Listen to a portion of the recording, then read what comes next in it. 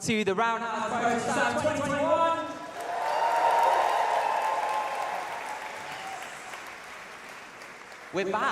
We're back, IRL. After 18 months, we're back in the Roundhouse Poetry Main Stage. Yeah, let's make some noise for that, come on. Yes. So some of you might have seen last year, we had to postpone the slam, and then we had to live stream it. We weren't allowed any live audience here.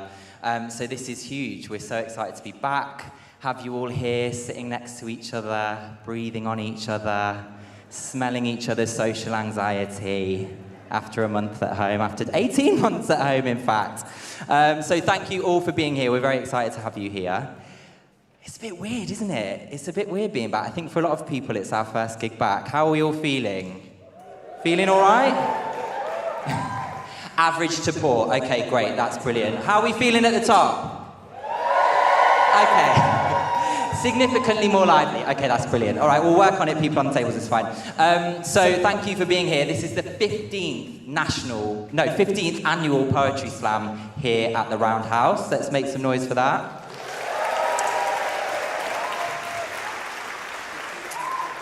And this is the culmination of the prelim rounds that happened earlier on in July. So we were honoured to be able to work with our partners again, Whole Truck Theatre, Gloucester Culture Trust, Strike a Light, and our Welsh partners, Voice Box and the National Theatre of Wales. They helped us make sure we had a massive distribution of young people from across the country taking part in the prelim rounds. We had 3 of those earlier on in July that took place online. And tonight you are going to be seeing the highest scoring 12 poets from those prelims performing in front of you. They are all stood behind me, looking absolutely terrified. Let's make some noise for them, please. Yeah. They all look great as well. They've really turned out the outfits. This is looking great, guys, great. I did as well. Look at the back of my shirt. Imagine if I had hair, it would be great. It's like a walking concertina. Okay, so can you make some noise if you have been to a poetry slam before? And make some noise if this is your first ever slam experience. Significantly more excited than the first lot. Okay, great. The jaded slam audience. Yeah, great. I get it. It's fine. So, for those of you who don't know what's about to happen, you are going to hear 2 poems from each of our poets on stage tonight. One in the first half, one in the second half. As well as performances from 2 of our judges and myself throughout the evening. Each of the poets has 3 minutes to perform their poems. If they go over that, they risk losing points. And if they go up to 4 minutes, I will awkwardly come and concertina them off the stage. Please don't do that, I find it very uncomfortable. So they will be marked out of 10 for their writing and their performance. And those scores will then be tallied, and at the end of the night, we will be announcing the top 3 scoring poets. So 3rd place will win £400. Yes, hello. 2nd place will win £500. Oh, yeah. And 1st place will win £600. Yes, that's a lot of money. That's half a week's rent in London, come on. So they'll also be winning trophies. There may be some swearing tonight in the poems. Yeah, we all like a bit of a swear, don't we? Bloody hell, look, I just did it there, crazy. There may also be some content that you might find triggering in some way. So the Roundhouse don't censor any of the young people who take part in their slams. So there might be subject matter such as sexism, racism, homophobia or transphobia, violence, sexual violence or self-harm or things of that nature. So we really encourage you to lean into conversations that are maybe challenging or difficult, but we also want you to make sure you're taking care of yourselves while you're with us tonight. So if at any point you feel like you need to take a step outside and maybe have a drink of water or get some fresh air, then please feel free to do that at any point, okay? Okay? Great. Outside of that situation, if you could avoid getting up to go to the toilet or getting your next glass of Chardonnay while someone's on stage pouring their heart out, that would be greatly appreciated. If you could just wait to the interval or in between poems when everyone's clapping, that would be brilliant. Okay, so we have 2 brilliant BSL interpreters with us tonight. Please make some noise for Ali Gordon and Peter Abraham.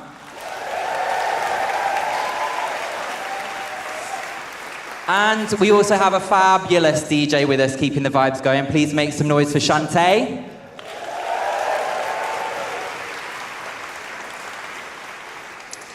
And we have a highly esteemed judging panel with us tonight. I genuinely really love the work of all of these three people, so I'm very excited to be able to introduce them tonight. Our first judge in this very building 10 years ago won the Roundhouse Slam. Yeah, feel free to make some noise. It's a big deal. Don't worry about it. Okay, great. They are a poet and a writer hailing from northwest London. He is part of the London Laureates and was shortlisted to become London's Young Poet Laureate in 2015-16. He's a former writer in residence at Paynes Plough as part of the Channel 4 playwriting scheme. In 2019, his debut play, I Wanna Be Yours, premiered at Bush Theatre. He's written lots of amazing stuff in anthologies and elsewhere, and he's currently under commission with the Royal Court. Please give all of your love to the incredible Zia Ahmed.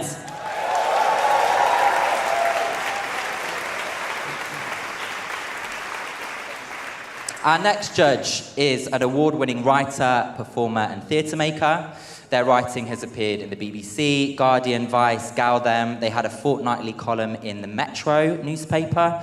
Their debut show, Burgerz, was amazing. It sold out the South Bank Centre and toured all around the world. Their latest show, Overflow, was streamed online from the Bush Theatre in over 22 countries. There's like loads of accolades that I could say. 25 most influential under 25-year-olds, 30 under 30 list. They're also just a really lovely person and a good friend of mine, so I'm very excited to be able to welcome to this stage Travis Alabanza.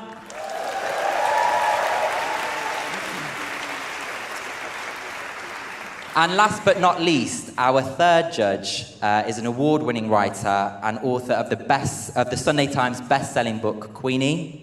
Queenie has been described as vital, disarmingly honest, and boldly political. It's been shortlisted for the Waterstones, the Foyles, and the Goodreads Book of 2019, selected for the Blackwell's Debut of the Year, and it won the Book of the Year at the British Book Awards.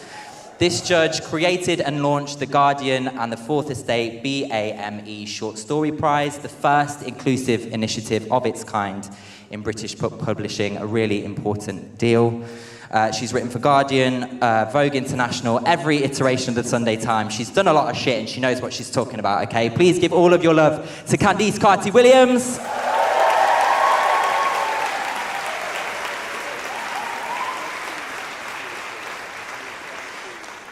There are only 3 judges at the judging table tonight, but there is a 4th judge in the room. Can I get an intrigued audience noise? Oh, yeah, okay. You are the 4th judge. Who knew? Okay. So the audience, at the end of the night tonight, you will have the chance to cast your vote as to who was your favourite slammer of the evening. Who stirred something in you? Who ruffled your poetic feathers? There is a QR code on your table, so you will be able to scan that, and at the end of the night, you will each have 1 vote as to who was your favourite in the night. They will then, the highest scoring audience vote will win the Audience Vote Award, and they'll win £400 in cold hard cash. So it's a lot of responsibility. So there might be some bits of paper on your table, there might not be. If not, you can maybe make some notes on your phone. Feel free to do your own scores throughout the evening, or just make a note of people that really stood out to you, maybe. But please do make sure at the end of the second half you vote. After everyone's performed twice, I will give you a heads up when the voting will open. Having said that, it is daunting getting up here and performing on stage. This is a huge space, and for some of the young people, this is the first time performing in a space this big. Some of them have friends and family in the audience, but some of them don't. And so, although you're going to be voting for them at the end of the night, voting for your favourite, you are all on Team Clap for Everyone, okay? It's daunting. Sharing your poems even to one person is one thing, but in the Roundhouse main stage, that's a massive deal. So please use your hands, use your feet, use your mouths. We're allowed to cheer now in public venues, which we weren't allowed to do a month ago. So please make loads of noise. When a young person gets to the stage and when they finish their poem, it's our responsibility as the audience to make sure they feel supported and make sure they feel accepted. So please do that, okay? We're going to have a practice of that, actually. Let's practice. So I want you to imagine that one of these young people has just come on stage. They've just performed their heart out. It moved you in some way. Maybe you laughed. maybe you cried, maybe it made you think about something in a different way. What does your reaction sound like?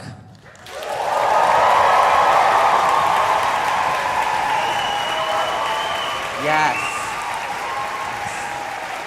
Yes, hands above the head. Yes, we like that. Okay, brilliant, great. That's great, yeah, well done, brilliant. I think we're ready. So, before we start with the competition, we have a very special guest who's going to get up and show and read us one of their poems. This is the winner of the Roundhouse Poetry Slam 2020, the current reigning champion, who's going to hand over their title. He is going to come up on stage and we are going to have a very brief chat, and then he is going to perform a poem. So please give your love to our first performer of the night, Elliot Wallachek.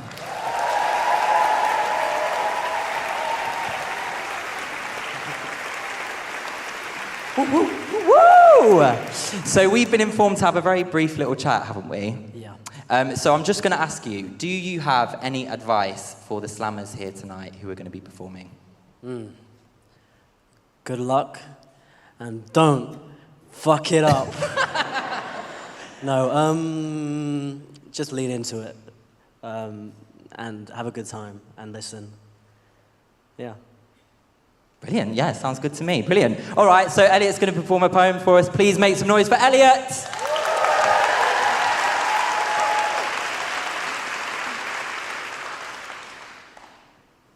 I'm going to perform a poem called I Take Off, or Rockstar Poem.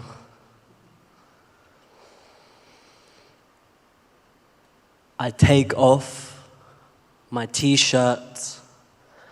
A poem comes with it. My torso is clustered with ribbons of vivid. I did it. I'm soaring. The waiting is finished. It's simple. I lived it. I take off. I'm swimming.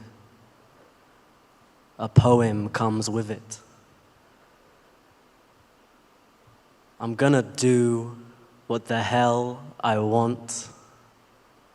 Forgive every part of myself. Unbuckle my asteroid belt. Ash on my brand new chest. Get the poem soaking wet. Spoil it, rotten. Bow to bless galactic bulges and antimatter folds, a freak of nature, living danger, kissing earthbound strangers, making my own font. I'm gonna love you. I'm gonna let love topple me when it shoves me, when it bolts me from above. It makes us stand on end. And isn't it a miracle? Every single follicle. I'm gonna do what the hell I want. The clusterfuck shower, the glory of my day-to-day. There's life in queer space. Everything's awake. Take the hyperspace shuttle. Watch spit bubbles bursting on love's stubble. Watch busy dreamers kick up comets from the rubble. Sure, I've struggled, but I don't need to prove that my dreams come true. The proof is in my happy trail. The proof is in the puddles. Thank you.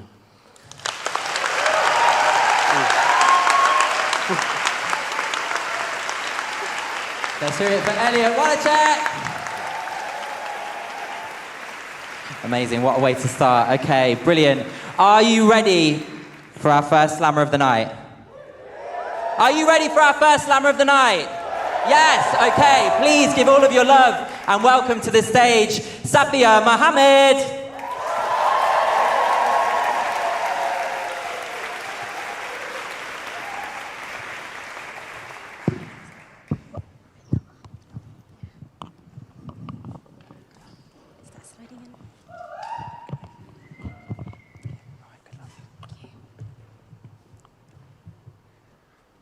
Roaming through this dusty terrain is like seeing a different version of the same. With skittle houses and shops, lifeless crops, and scorching metallic rooftops supported by these pillars made out of multiple wooden logs. By the water wells hop these little poisonous frogs that once killed a family because they unknowingly boiled it. True story, by the way. Its poison found revenge in their bloodstreams. Bulahawa. A place haunted by the war it's always seen. Survival sometimes feeling like an unfulfilled dream where the silence you hear at night isn't always what it seems. That somewhere within these walls of silence is anything but a calling peace. And sometimes as the village lies asleep, the guns open up to hum their familiar ode of death as it reloads by drinking out of blood-filled streams, bullets drumming off the walls where our women and children weep as the fathers gather up the courage to go fight off their foes, fear lingering in their curled-up toes, bone-weary and vexed that this is still how their story goes. You see, the horrors they'd seen we'll never know, for they were summoned by the angel of death before their stories could be told. But if the doors of their coffins were to unfold, you'd be whipped across the face by a skin-pinching cold as an unknown winter took hold of your soul and voices from beyond whispered warnings of a black hole. That is oblivion's dutiful call as our ancestors roam on graveyard patrol, for their resting place remains as dark as they're old. It's still a different version of the same. Life's still a palpitating waiting game. They still wait numbly for their souls to be reclaimed, unsure of where to aim their ambitions with limited opportunities and barren conditions, too many illnesses and not enough physicians, too many politicians and not enough alterations, feverish dreamers with endless premonitions, some who'll say it's all in your head, and our youth, they've been wickedly misled. But despite all this, there exists hope yet, because Bulahawa, you are a place restless from a war in need of a safety net. And even though mother wa'adho, we know that du'a wa dawa, and so I throw you this line, Balad Hawa. May your youth be vibrant and woke like the terrain, skittle houses and shops. May their minds generate change that glitter like the scorching metallic rooftops. May your land see more rain to cultivate greenery and crops, and it be rid of snakes and other threats where the little kids hop and play. Just know Allah is watching over, working on the clock to keep the lurking evil away. Ameen.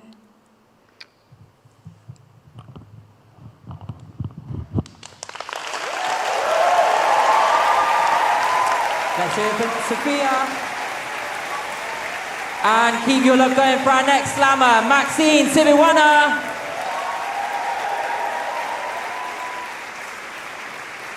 Keep your love going until she gets to the mic.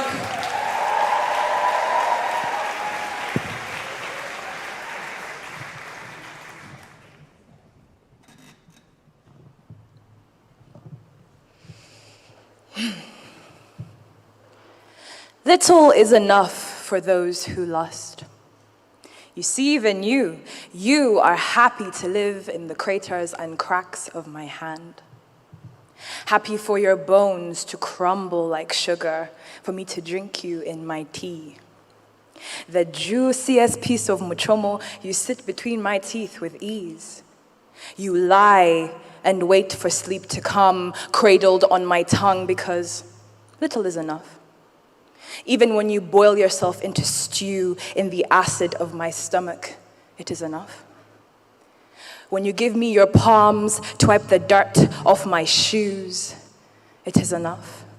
When you call yourself my friend in front of company, or break your arms, hands, fingers to stop yourself from reaching for mine, it is enough when you tear off your lips to gift me with silence, or suck poison thorns to turn your tongue against me.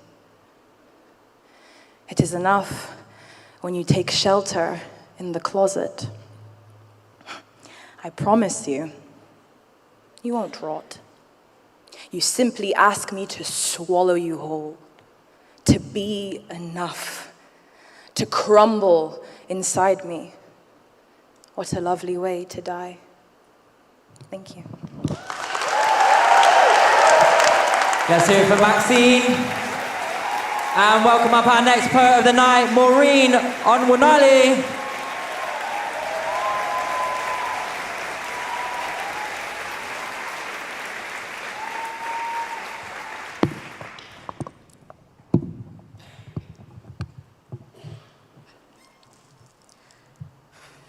Why I Rise, a poem in 10 parts.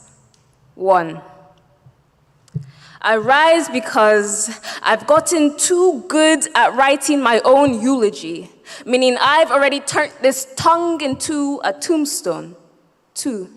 I rise so that this skeleton feels more body than casket. There are days in which I feel buried alive in my own skin, free. I rise because I've just gotten used to my own name, and I'm pretty sure it won't sound as good in the past tense. 4, I rise because the person in the mirror likes to see me dance.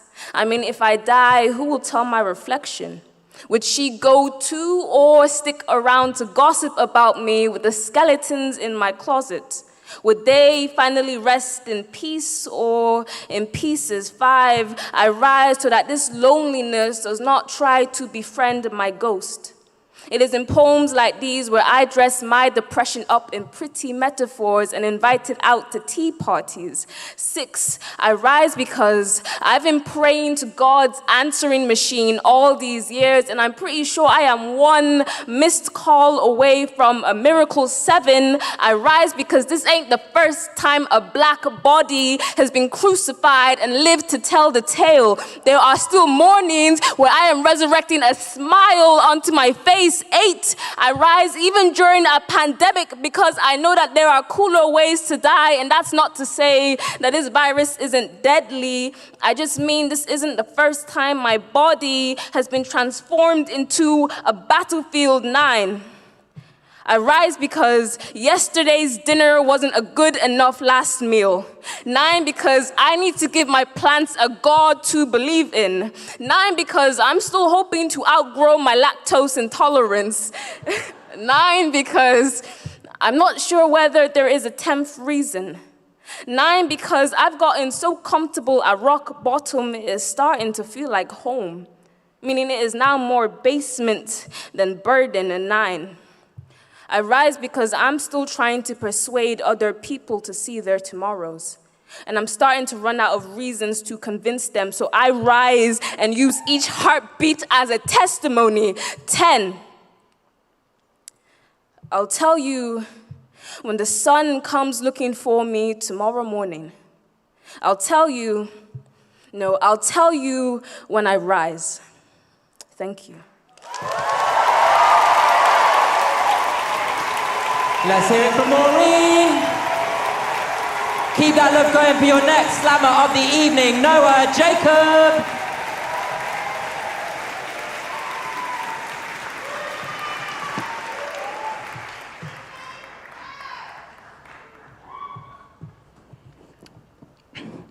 Hooked on these streets.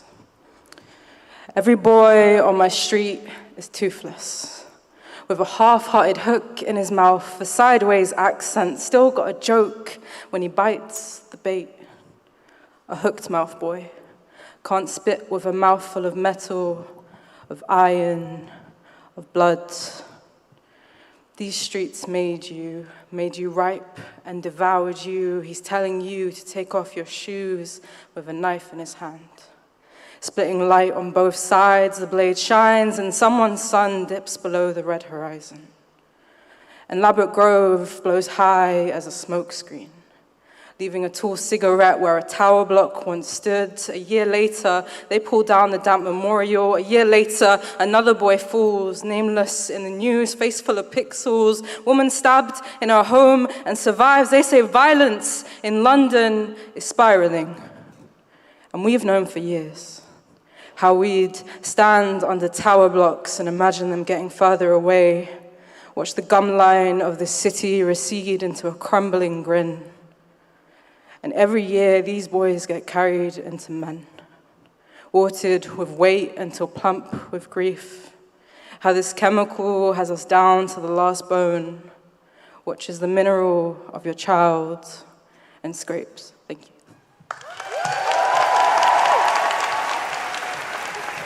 Let's hear it for Noah.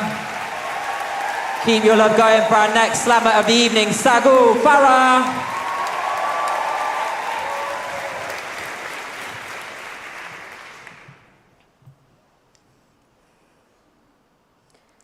You're from the, I don't know, my birthday generation.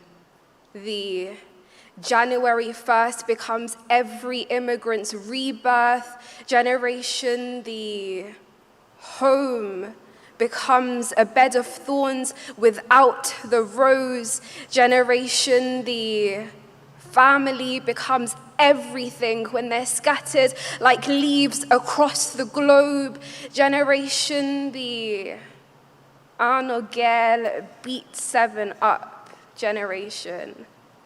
The A for Alpha, B for Bravo, T for Tango generation.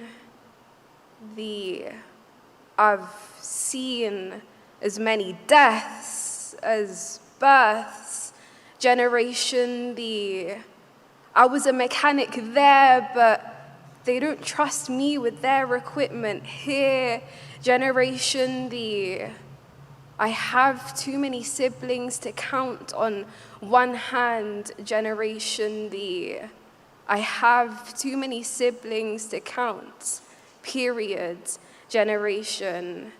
But the I know the names of all my forefathers like the back of my hand generation. The I love you in ways you can't translate, in ways you sometimes hate generation. You're from the I don't know my birthday generation. The January 1st becomes the default generation, but I think there's something in you choosing your birthday, something in you beginning life all over again. See, when life becomes survival rather than living, you don't hold on to dates, you don't hold on to the past. All you can think of is never letting your breath slip out of your grasp.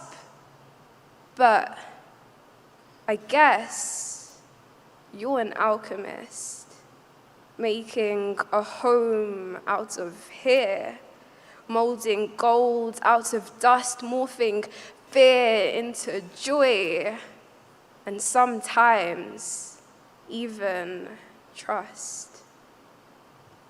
Make some noise for Sagu.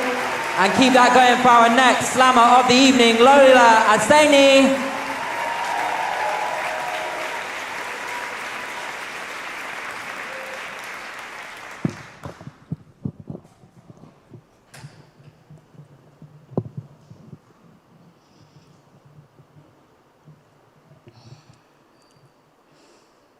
The art of disappearing. Grandma is an origami bird. She sits on the veranda, folding and unfolding herself, leaving tatters of stories frayed on the ground. She used to turn the pages of her mouth so fast, I could barely catch the words. Her patois pleating every vowel, sometimes mid-sentence, she'd erupt into a laughter that flocked to the sky. The same year I cut my hair off, Grandma's turned silver. She visits for the last time a museum of all the things she once was. She tells me about the library in Golden Springs and becomes 20 again. Her hands take flight from her lap, dovetail in the air before fluttering down again. Halfway through the story, she turns them into bookmarks, trying to hold the moment.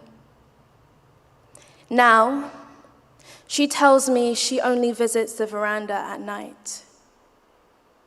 Perhaps that is how she has caught so much moonlight in her hair. The dog-eared pages of her stories rip when she tries to turn them. They scatter like confetti and grow wings. When she remembers, she tries to catch them.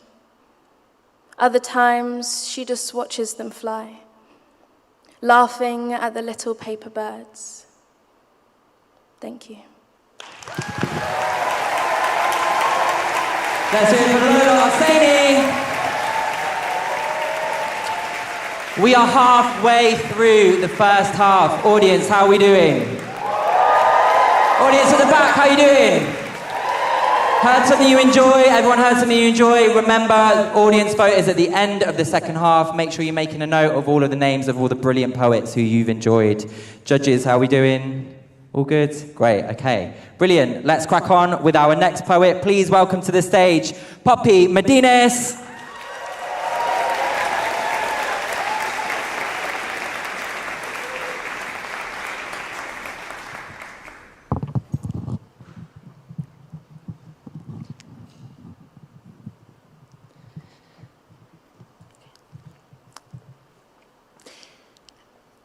Let me tell you about Anita, the deaf woman whose ears are perfectly fine. But when you talk to her, she takes a minute to reply. She might ask you to repeat yourself another time, but it's not because she's deaf. No, it's not because she's deaf, but because at first she can't hear. Invisible fingers covering her ears. Internal conversations, louder than the rest, as she sits with the thoughts inside her head. And she works from home most days. So most days, she's alone anyway. And most days, she can go without uttering a single word to a soul. So when she doesn't reply the first time, or she looks a bit distant, that's why. And it's not because she's deaf. No, it's not because she's deaf, but because at first she can't hear. Your voice is like a melody from another time, at another frequency, from another life. But when can she practice to tune in? Because some days she feels like she's being erased, and by the time she's opened her mouth, it's too late, and the person is already walking away. And sometimes existence feels like a figment of a dream, because how can you exist if you're never really seen? Maybe you exist as your breath in the air. Maybe you exist as the thoughts you don't share, unspoken, unwoken, still sleeping thoughts buried in the depths of your mind, meter-long chambers and boxes piled high, a hoarder's home, boxes unsorted and contents unknown. So when noise is reflected with silence, it's not because she's deaf, but because we're not properly listening to the pattern of her breathing, nor leaving enough gaps for her to start speaking. It's not because she's deaf, but because it's been so long since she's had a guest, other than the thoughts that keep knocking at the doors in her head. But 2 weeks ago, I talked to Anita. She opened a couple of her boxes and shared a couple of her thoughts like shells in an ocean, stories ready to be cracked open and spilt like a perfume bottle in the sea, the sweet and the sour smelling, carried by the breeze. And she told me that some people think she's deaf because she's so used to talking to herself in her head, that some people think she's deaf.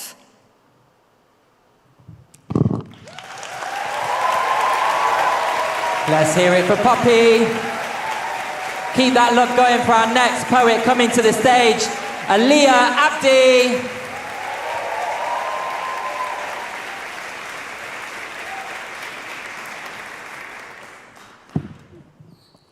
I wore your skin, heavy, black, armored. I wore it naked to bed, I wore it to parties, to interviews, to funerals, to the awake and dead, played dress up in pretense, arch my waist, to beck at your beck, I beg. I keep it close, clasped inside my fists as I hide with the night, as I wander inside a starved belly. A lonely hallway lit by a single street light, I wear it tight, no, I wear it loose as to not lure fruit flies inside my nectar, my skin that swarm to fill a wolfish, piggish hunger. Sin, they've sinned, women. I can still feel the pain of the women who were before me. Engraved in each place where strange men ambled unannounced, they still dwell, occupy the space. Widen the holes with their fingers and bite on the stitches, ever present, an old religion. Even the ground chases to swallow you whole, leaving a dole in its wake. Bounds me, keeps me in chains, tells me how to act, how to be, tells me I am free with shackles on my feet. When it warps my reflection, owns my body, sits on the mat I prostrate in, beats my back bloody to keep my head down, to be more silent, obedient, submissive. So I subdued my emotions, drowned myself, wore black, spoke softer, higher, more gentle, nursed the devil, sang lullabies to the dwellers of my wounds, smiled more. Shaved and painted my mask, stood straight, swayed my hips at every pace, but not too much. I kissed the hands which held the whip, brought platters to their table, washed their mouths clean as my mother did, my grandmother did, as the women before, told to be everything and nothing, an imitation, a copy, an impression. When we carry entire worlds from our bellies that we restrain in jeans and waist trainers, whole civilizations and mountains we hold between the crease of our legs, and if mountains could speak, oh boy, would it scream, as the newborn when it wakes from the gates that kept its ancestors imprisoned, before she's told to wear her mother's skin, before she's told how to be. Let's hear it for Zia. And make some noise for your next poet coming to the stage, Rithvik Andagula.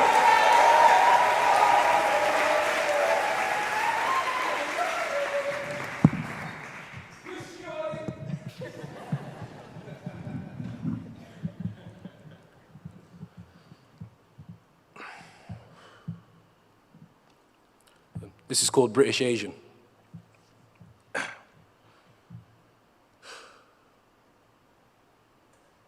Andhra, Uttar, Tamil Nadu, Punjab, Maharashtra, Bihar. Don't forget the other 23 we got too. Mass of 1.3 billion kings and queens filled with dreams. I'm here to redeem the heart of a nation you lot forgot. Let me just sit you down and tell you why you cannot. Because I'm sure you've heard of all the other stereotypes. But I can fill you in on all our talents, various types of cultures, passions. Yet you just picture us as vultures? Trying to steal your jobs, make us scapegoats for your probs. How'd my guy Kumar with a degree in medicine take your job Steve with your degree in being ambitious, son? I got problems with all the insecurities you force onto us, because that's how we grow up, thinking we're the problems, unconscious of how amazing we really are. Our rents, families migrated from little villages just to give us all these privileges. Now we can use that to provide good that they can only dream of having in their childhood. Let me show you how I took control of my mind. So I combine these skills to remind that any brown boy or girl can't be outshined. Have a dream? Write that shit down. Because it'll really matter if you're brown. And then plan in it, invest in it, watch it manifesting. Because there's someone else out there thinking why the same dream is so rare. And they don't even know about our work rate. Because we're spending that shit on what they want us to create. I'm Indian first, and that's what I'm here to shout. And if you're ever in doubt, they ruled and massacred us for 200 years. Don't let them tell you what to do, it just interferes. Let's become the volunteers that pioneers a new generation, provide them with the new information of our nation that holds the crown for expectation. Because instead of succumbing to their limits, let's show what's available, what inhibits our mind, our souls, our body, because in the end, we're royalty. Let's take back the Kohinoor, where's my loyalty? And I don't need you to ask me where I'm from. Because if I tell you Britain, then you remind me I'm just a crumb. Fallen from the brown bread of the fucking land of Paki, so let me practice packing these packets so I can unpack their ignorance. Well, I don't want to react to their shit, but I get it. They want me to submit to their bullshit. So these are the times we've got to look to one another to remind each other they took our land and made us feel like the other. So when I come peacefully to live blissfully, they successfully remind me that white is right. And when I look in the mirror, I frown at the sight of brown. So don't piss me off when you tell me I don't deserve the crown. I'll remind you that I paid for your land to be built, you scrounge. Instead of staying quiet, letting things be, stand up and shout, it's time we disagree. I'm gonna be the best actor there ever will be. But let me also get a business degree, and then I'll make a track with Drake, you'll see. J's on my feet, you could say I'm stepping in goat territory, and I'll say that it ain't no scary story, because limits, like fears, are often just an illusion. And to end in conclusion, I hope my words start a revolution.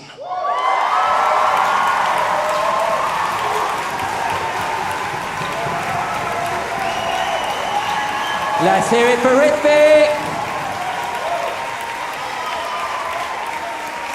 We have 3 slammers left in the first half. Please give your love to our next slammer coming to the stage, Kenny Camino.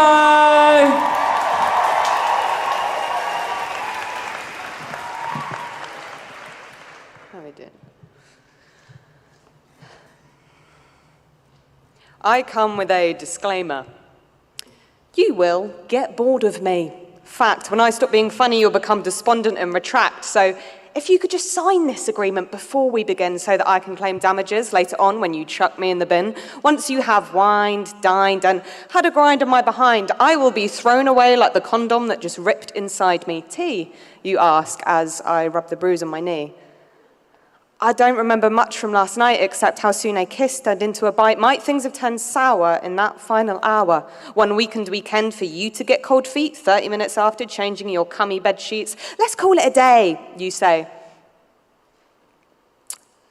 Okay, my jaw drops in dismay. It's absolutely not okay. He's churning out lies as my mouth catches flies. Ultimately, I stopped entertaining you.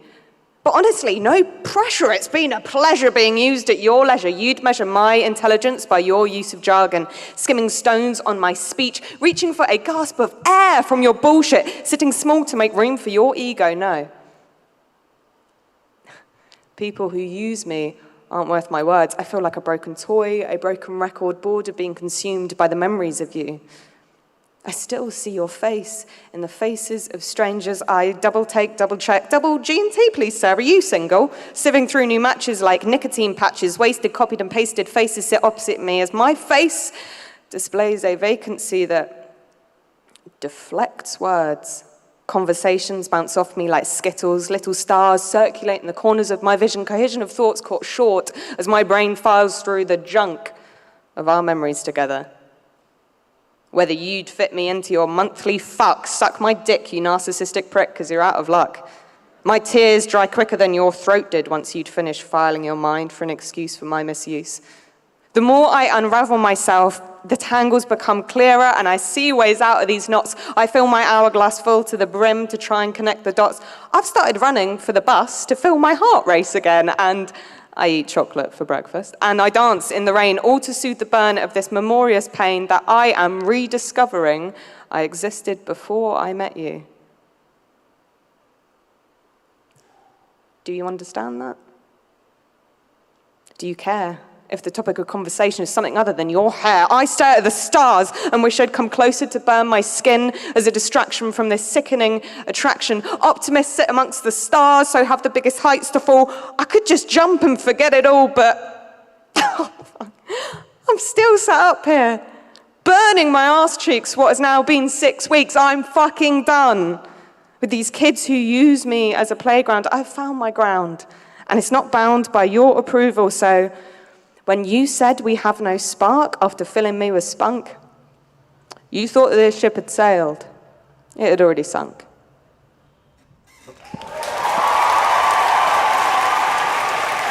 Let's hear it for Kenny. And keep that love going for our penultimate slammer of the first half, Jude Sheridan.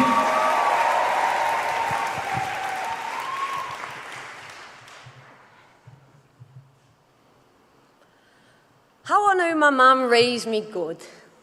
Because I know it's well, not good. And if something was well good, well, she wouldn't be happy either. Because apparently I wasn't a street urchin, searching for words which are on the verge of being nonsense.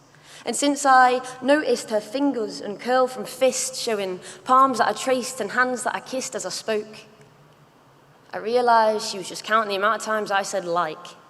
And God help us if anything was just nice. See, my mum's an English teacher, but she doesn't just teach no misguides and misleads, misled me to a river that I couldn't drink from. She'd say it's not my fault that I couldn't bring from the same spring that others came from. On the day they became what they were, I was out of frame making flames out of paper. She learnt that day that I was of a different nature, but never made me feel like a failure. I've never had a teacher like her. That being said, she's not just a teacher either. She's a reader and a writer. She's a griever and a fighter. Been through it all and you'll never know. And despite it all, you can find her in this poem. And despite her desire to remain unknown, you can find her between every line that I have ever written. Which is why I can't just use the word nice. She'd just say I was lazy. Were I to have taken every word that she had ever given me and still settle with nice? Nah, she'd never forgive me. Sometimes I like to say she learned me good. And other times I like to throw really obscure spelling mistakes into our text messages just to see if she notices. Of course, she always does. I mean, I don't know at what age my brother and I actually started attaching a biro into our birthday cards to her so that she could mark them. But we still do that. And on the darker days, when the kids have used up my light, she tells me to write. Says I have a talent for bringing words to life, and it's more important that I make the audience feel what it's like than to just straight up tell you what to feel. And now I know you can't tell someone what to feel, so I don't describe things as scary anymore. I just tell them the truth. The most recent lesson I've learned is when she said that being vulnerable is not the same as being weak. And people still ask me why. When I got hit by a car and the bones in my leg were broken in 3 different places, I walked to the side of the road saying, I can run it off. She's the strongest woman I've ever known, and I've never seen her cry. Which is why I want to hide when I can't make people laugh, but she says it's not just about making people laugh. She says it's about using what little time we have left to make people feel something that is anything more than just nice. Cheers. Let's hear it for Jude. And give all your love to our final slammer of the first half, Farah Creole.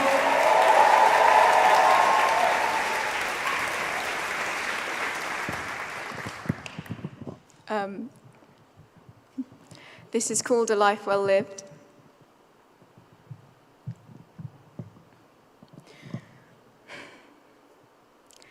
Does it matter if I'm left undone? If there are sentences still left to say, opportunities I didn't yet take, questions I left unanswered? Or does it matter more the moments between, where I learned and I lived, experimented and experienced, held on tight enough to hurt, and left a chill in the absence of my grip but didn't yet leave a bruise? Do I have to leave a lasting impression? Do I have to impress at all? Do I have to grab life by the horns, or could I hesitantly approach? Meet the eyes of wild majesty without wrangling her into the perfect frame of my yoke. Offer my open hand to humbly admire, sink my fingers into the soft fur offered up to stroke.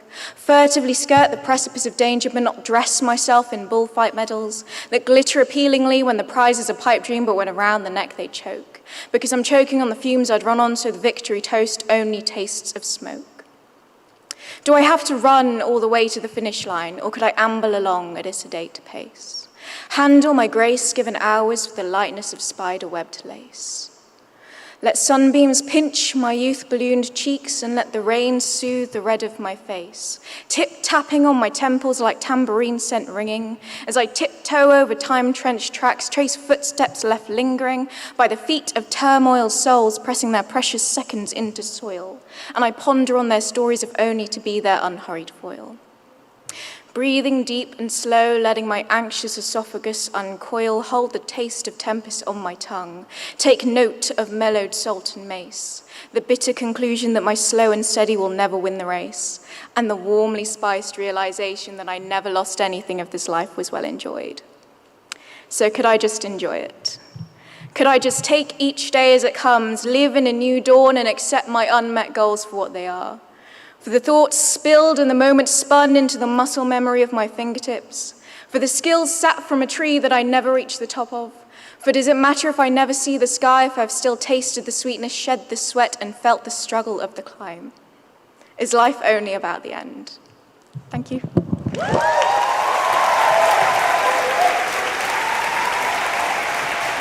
Let's hear it for Farah and all the poets you heard in the first half.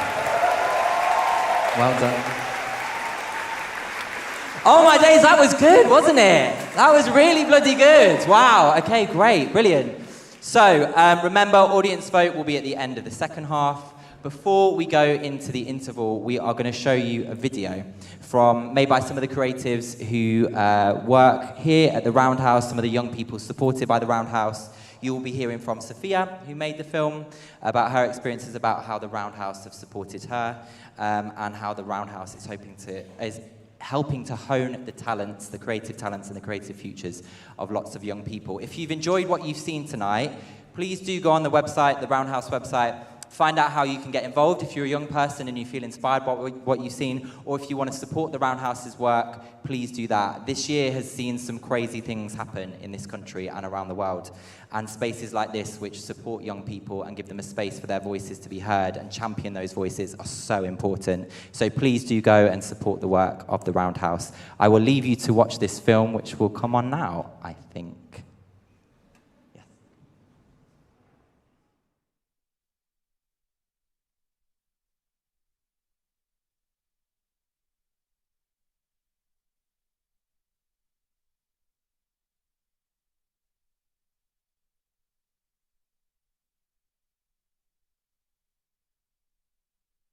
Our first word was a seed planted in the top of a head, and it grew into a forest, reaching up like skyscrapers do, cutting the belly of clouds open, stories spilling down to the ground, of floods, of wildfires, of the things we have lost, and of all the joy we saved from the wreckage. A lightning clash into Shakespeare's home. Two children try to open a locked British book, heart setting a new rhythm.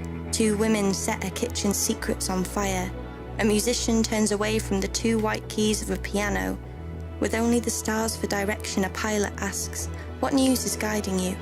What stories have you been listening to? A woman, the woman before Eve, rips up the text, asks, can you see me yet? The girl sits, cane rows her hair like a poem, threads in each story that moves her. The last word will be ours.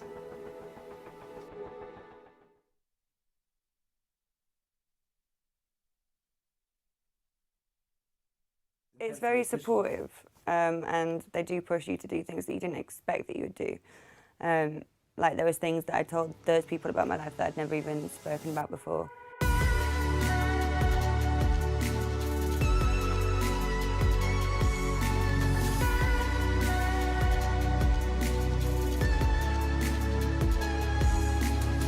The reason why I love filming is because it allows me to kind of escape from the real world and just be behind camera and just capture the world around me and just be able to document life. It's so important for me to do it because it's something that I get to keep, and it's my image.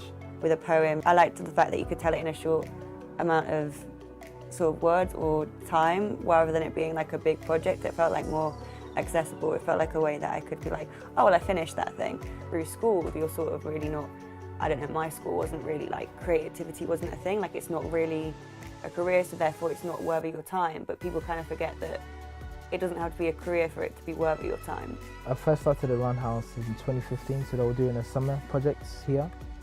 So it felt for me that I was learning so much more in those 7 weeks than I was learning maybe in the term at university. So I was just shocked. I was just happy to be there. So I started on the 6-week intensive spoken word program. I didn't really know that spoken word could be a career. Also just like, because I don't really think I'm that good at networking or like necessarily communicating with people. It's hard enough just to like speak to people in general, let alone trying to network or be part of an industry that doesn't really feel touchable. So it's kind of allowed me to have that access to feel like I am worthy of a voice, but also that I can do something creative. I think the thing that's different about the Roundhouse is it's not like, oh, here's like a course that you do, or like we're gonna discipline you to do this. It's giving artists a space to create without it being like, without having limits or without having rules, or like it's supposed to feel like a space that you can just come in and have fun and meet people and create cool things. And the great thing about the Roundhouse is that it gives you this layer of confidence that sometimes us young people don't have, so it just kind of gives you all the connections you need, the right people here. And it feels like everybody working here is really passionate about the job. They're not just being here because of a paycheck, they actually like what they do here. And just what that program has done for me, for my whole career, is really kind of just blossomed into so many different things, especially with the Roundhouse, referring me to other people. I don't know about you, but it's interesting, the more you go forward, you're thinking about like, what's next, and like the next thing that's going to excite you, and then you get there and then your mind's just on the next thing. And you never had really chance to stop and be like, am I really here? Did I really do that?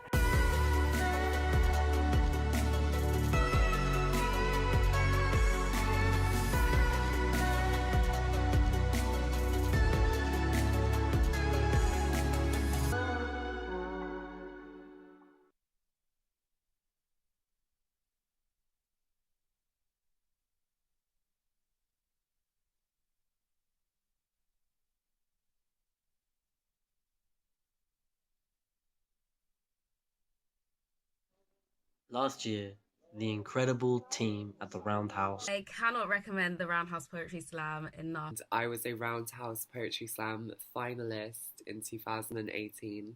Managed to put together such a striking and dynamic event. Anyone who is thinking of entering the slam this year, you absolutely should. It was just a game changer for me because it gave me a platform. There's always so many different types and styles of poetry at the slam, and so many different experiences shared.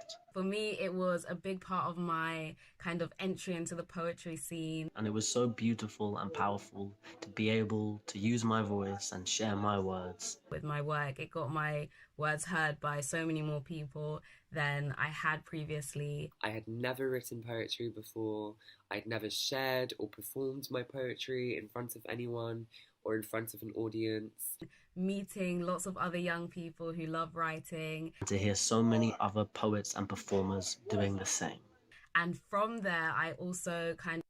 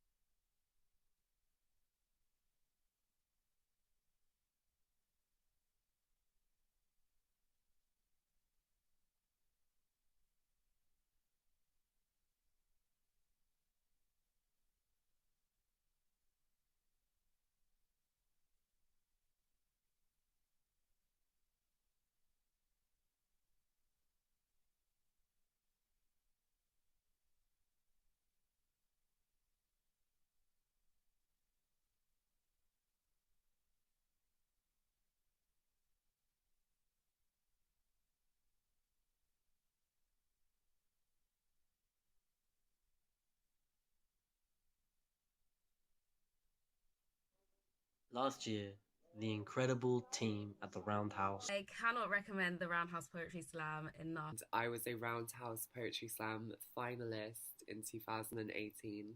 managed to put together such a striking and dynamic event. Anyone who is thinking of entering the slam this year, you absolutely should. It was just a game changer for me because it gave me a platform. There's always so many different types and styles of poetry at the slam, and so many different experiences shared.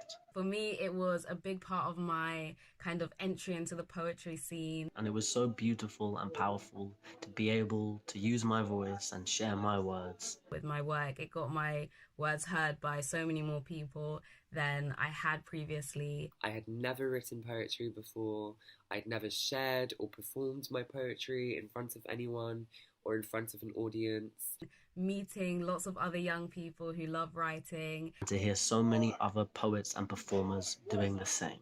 And from there, I also kind of reconnected with this amazing space and all the projects that they had going on. It's inclusive to all levels, all abilities. I had opportunities to collaborate with musicians, to work on theatre.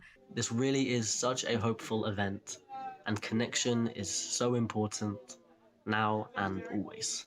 And it was just a lot of fun, good vibes. It was really a supportive energy that the whole experience had for me. So I would definitely recommend. Whether you are a complete beginner at poetry or if you're more of like a seasoned veteran. Don't miss it. So apply and good luck.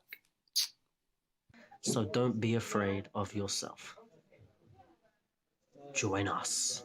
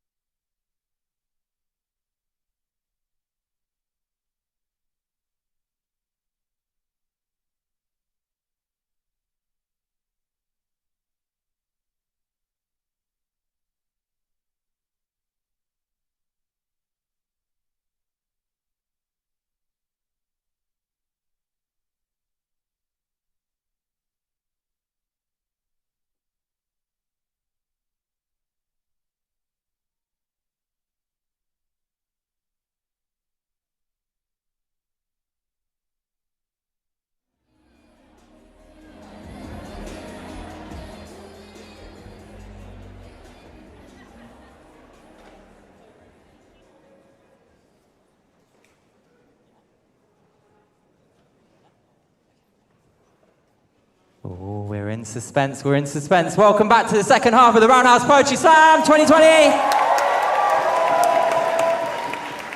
Can we just make some noise for the incredible Roundhouse staff and volunteers who are making tonight possible? So much work goes into this evening, a lot of talent in the staff here. Please give it up for the amazing staff.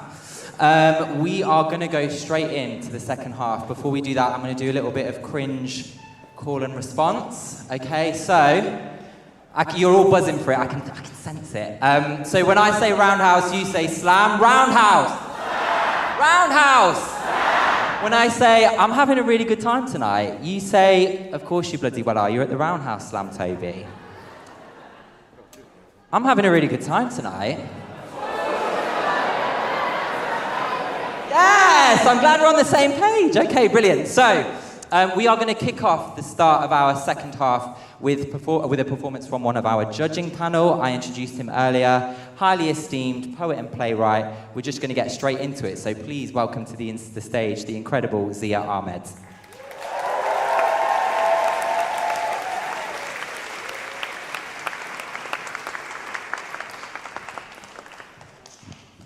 Hello.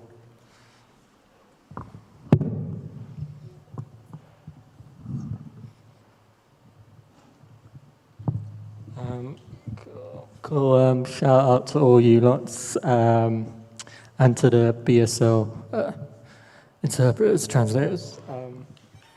Cool. Because I did it 10 years ago, but it was in the studio, and you lots are doing great, and I can't wait to hear your second poems. Cool. I'm running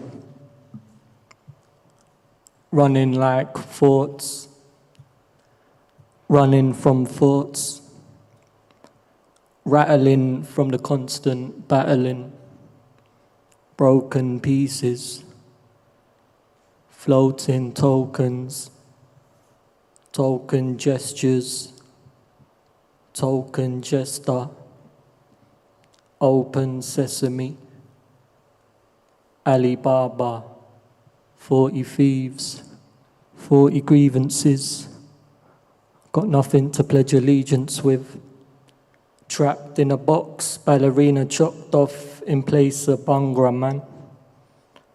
Dance, monkey dance to the music of the snake charmer. I am Karma. I am Kama Sutra. I am Nito Neho Neho Yemuteyar Mundeyat Bachkirahi. I am your gap year. You said you were lost. I hope you found yourself. I'm Dalsim. I'm Bollywood season on Channel 4 at 2 in the morning. I am Ganges. I am Gandhi. I am Jinnah. I am 5 pillars. I am Sinner. I am cinnamon. I am cardamom. I am not invited to the Houses of Parliament. I am Sharif, don't like it, rock the Casbah. Stop the fatwa. Allahu Akbar, Allahu Akbar. La ilaha illallah.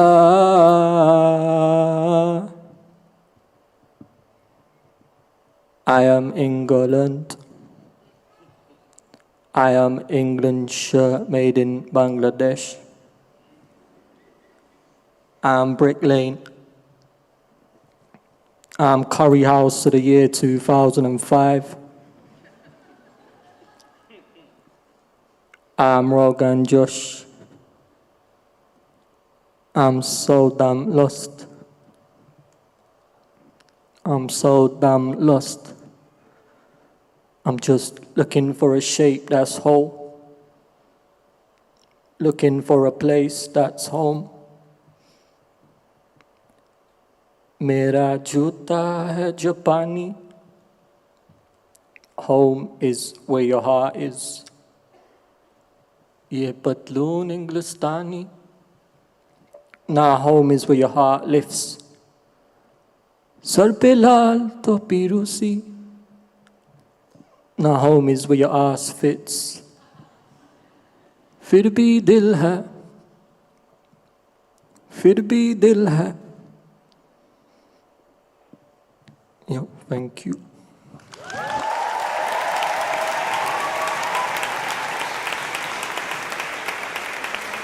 Let's hear it for Zia Ahmed. Okay, we are going to get straight back into the slam. You are going to hear one more poem from each of the poets in reverse order that you heard them in the first half. Remember, make a note of your favourites. You will be able to vote at the end of this half. Are you ready to get started? Are you ready to get started? Okay, let's hear it for our first slammer of the second half, Farah Creel.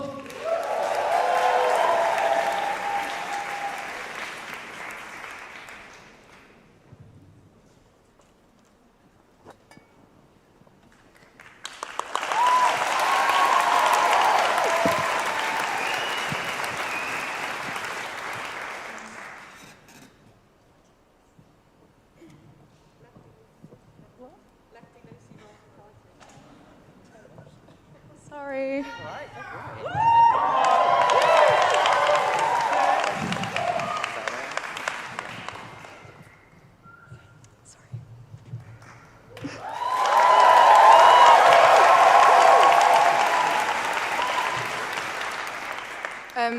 This one is called Stitched.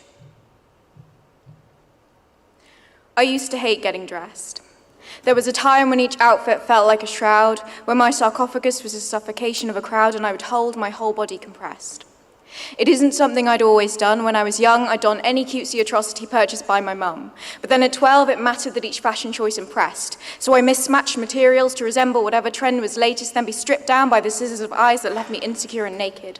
So I skinny dipped in sea-wide dresses, yet my islands would push out from the surface as abhorrent to me as volcano abscesses, and each rolling current of flesh below in my throat would conjure a wave's crest.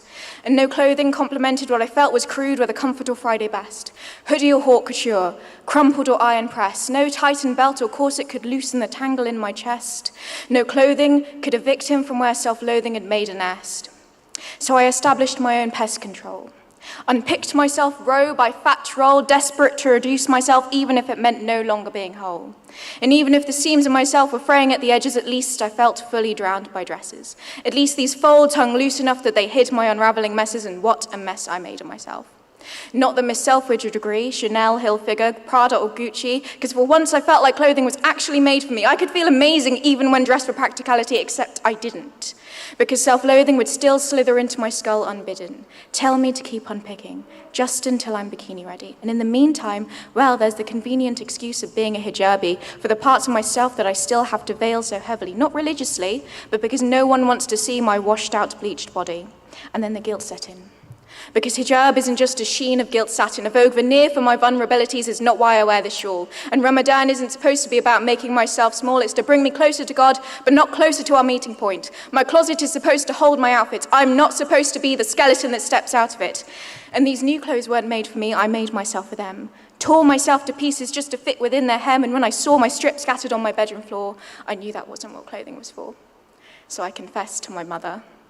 And she showed me how to embroider, sat me down and pulled out the old Singer guide, did the threading of my needle, explained how to wind the bobbin up over and over and over, and we set about sewing back the first patch.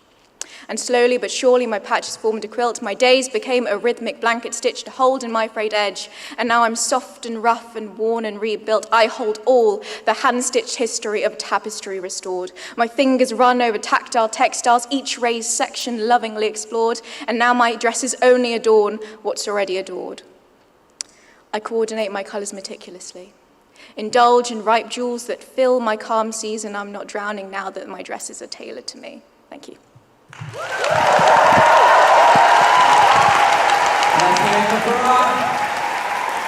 And keep that love going for our next slammer of the evening, Jude Sheridan.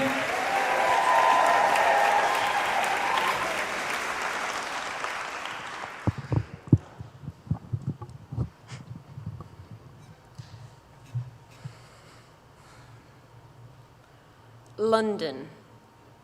wakes up at 5:30 and she's out the door by 6. London hasn't had breakfast because food that early makes her sick. London takes the bus to work because there's no space for a car, and London says the tube costs too much and you never find a place to park.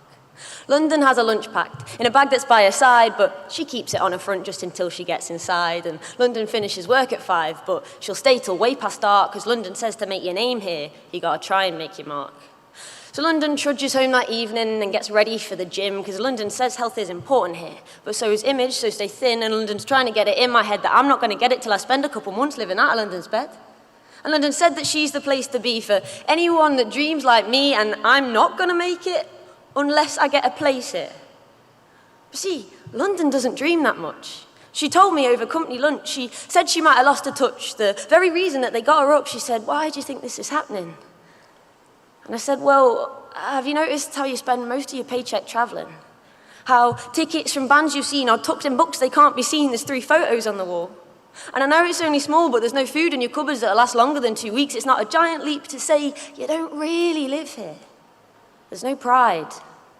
And London sits up in a chair and sips a flat white as she stares, and for a second I'm afraid I might have made a grave mistake. See, London is a friend of mine, and I love to visit from time to time. She's got stars in her eyes and sometimes stars between her thighs who like to broadcast their being there online. She hosts all the flashy parties, and she's a target for paparazzi with their flashing camera lights that capture how she is at light. And sometimes London's caught with something that the police might not allow, but the bouncers turn their heads, they'll pounce on ounces, not a gram, and I am happy in her company. She knows the greatest bars where poets drink and write their bars with other poets who have travelled far to be here. She says anyone has been brought up on these streets, and honestly, I'm sick of it. Because you might have opportunity, but then they start spouting paper-thin policies to the undereducated majority and never quite feel the need to apologise to you properly. And at the press conference, your prayers never seem to quite permeate the veil of ignorance, so it runs in blood down palace walls that are built out of bricks on the bones of every decent human being they decide is defined by the colour of your skin, so Amen stays there. And Amen are not aware they don't have to pray in the dark anymore. Their blood is thicker than their tears, but runs quicker than their fear to say men bleed at all. It's not your fault for wanting more, London. I'm not saying that we're perfect, but we don't just get stuff, mate, we earn it, so forgive me for not taking you up on your offer to live off your couch and hear you talk proper, because I know I'll be fine. With your help or without, but I'm lucky to be northern, so by God I'll shout, and we'll write and we'll play and we won't stop till you say you've forgotten the people, living right under your nose while you tell us that you're better and we don't even know what we're missing, or the people that we could become, so all I can say then, London, is till then, we're done. Cheers. Let's hear it for Jude. Keep that love going for our next slammer of the evening, Kenny Camino.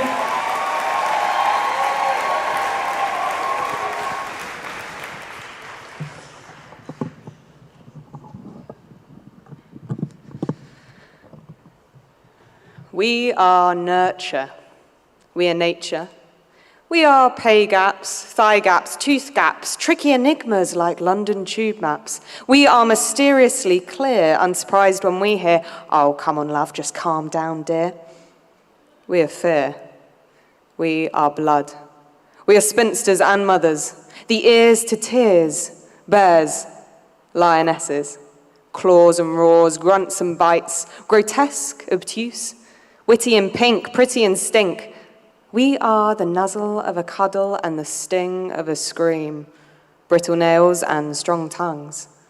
We are real and fake. We are nagging Karens whilst running errands. We are sisters. We are therapy for the price of self-sanity. We are lie-ins, dine-ins for 2, eaten by 1. Wigs and weaves, box braiding, harsh grading. We are that bitch, slut, slag, psycho, cunt, hag, whore for expecting more. Pussycats clawing our paws to the top. We are slow with speed, filling your news feed.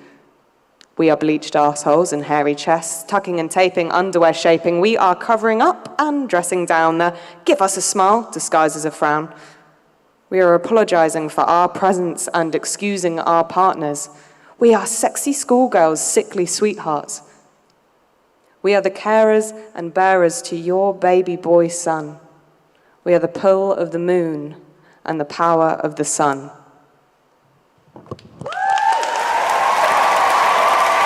Let's hear it for Kenny. And welcome to the stage our next slammer of the evening, Rithvik Andagula.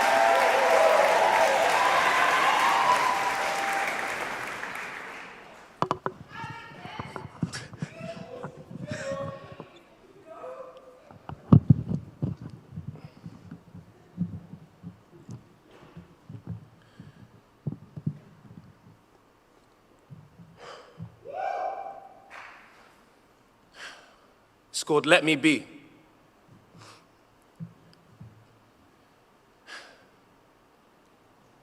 You see this smile on my face every day? But that's because if I don't, I'm labeled aggressive. If I don't, I'm labeled an outcast, someone who ain't expressive. How about the time you told me I was too loud, or too big, or too woke? I smoked the pain away with all this scud, and now I'm broke. The world is designed for us all to fall into these pit holes, because in the end, I come from the mud. I don't belong in this world. And I don't even want to be standing up here blaming someone else, because if I did, I'd be here for hours preaching to everyone else. A father that didn't love, a mother that wasn't home. It's okay though, because I can store this trauma inside my dome. So what do you know about your father beating you? That instead I'd face him, asking for it, begging for it, right here on the chin, right here on my face, because acting like I didn't care was the only way I could bear the pain, the emotional drain of a mother that was working so hard she couldn't see the fare that her son had to pay every day. It's okay, because she let me play and say that I could raise myself up. I learned through my rights and wrongs, and that came with a vision to change my world. So what do you know about being told to choose a path with only 2 choices? I had dreams and visions, but they were all voiceless. In my hood, there ain't no aspirations of your own. Whatever they place on you, you just had to own. So they told me I wouldn't amount to nothing. Due to my love for acting, they all lost respect for me, from family to friends, due to the image that they had for me already. So I'm up here now, and I'm teaching and I'm preaching, and I want to change things, but it's never been that simple. Because I could be up here saying I want to win some Oscars and go far, and that's true, because I do. I want to be that muse. Yet in this life, I want to take the path in which my people cannot lose. I got the nation of a people who wait to break out of the shackles that were placed on us, and now we place on ourselves. Family of 4, but you would think it was 1.3 billion. The way I'm out here, grinding, working like I'm 1 in a million. And there's not one other person up here that looks like me. But I won't keep it that way though, because I'm bringing through a whole army. Keep your head down and grab me a plate of some calamari. And if you think I won't, I will come for your head and swipe like Ezio. Them man think I'm panicking, I'm just thinking on my plans as a CEO. Because I won't just stop at this poetry thing. I'm coming for billboards, ratings, reviews. You'll mention my name on your pathetic news. And they'll say they've never seen anything like this. And that's true, because we're all in hiding. I'm just the one who's ready to step up and lead the line in. For not just my people, but any little boy or girl who thinks that their dream is too big for this world. I want to be an idol. I want to be on Tidal. Shout Jay-Z, because I'm leaving a blueprint for anyone that follows. Let's take this sprint. The whole world is watching. They're waiting on you, and I'm looking in the mirror, sparking my zoot, thinking to myself, how am I a youth? And still inspiring all the youths. Like I gotta go make sure they don't forget their roots. And I take away the shame, the blame, the game, pour the gin, it's time to win. I'll tear the roof right off this booth. I'll take the loot and slam the boot. You take the root and fill the zoo. I'll take a salute and just reboot. So surely I am Groot.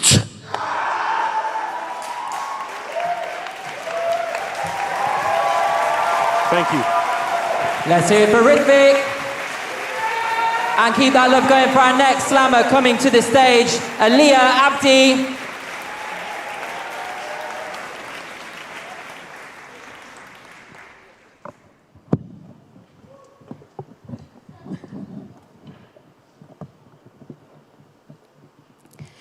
You remind me of someone, something I've never really seen, felt, held, But believing, like faith, God, Muhammad, Jesus, air, something that gives me air to breathe, to survive, to live, just enough to have it stop halfway in my chest, a half breath, just enough for me to let it in and not let go. I don't want to let go of you.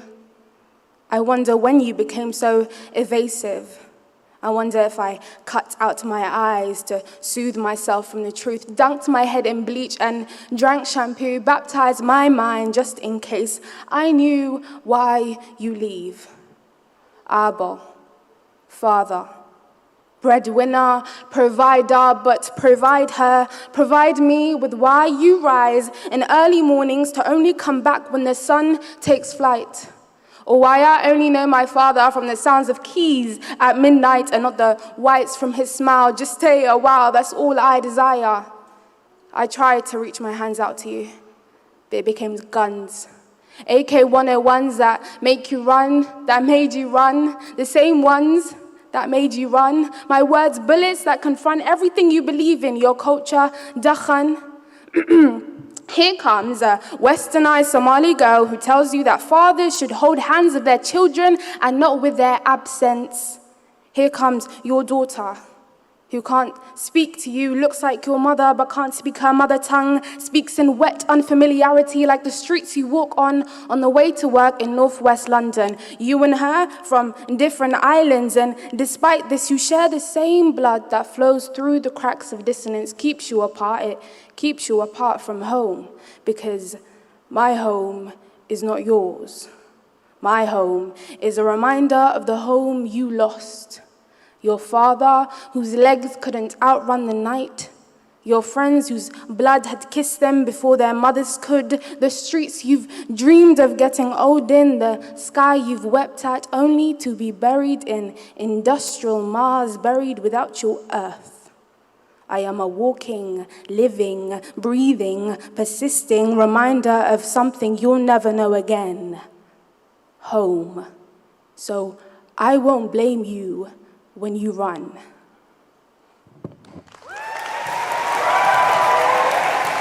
Let's hear it for Aaliyah. Keep that love going for your next slammer coming to the stage. Poppy Madenis. Keep that love going until she gets to the mic.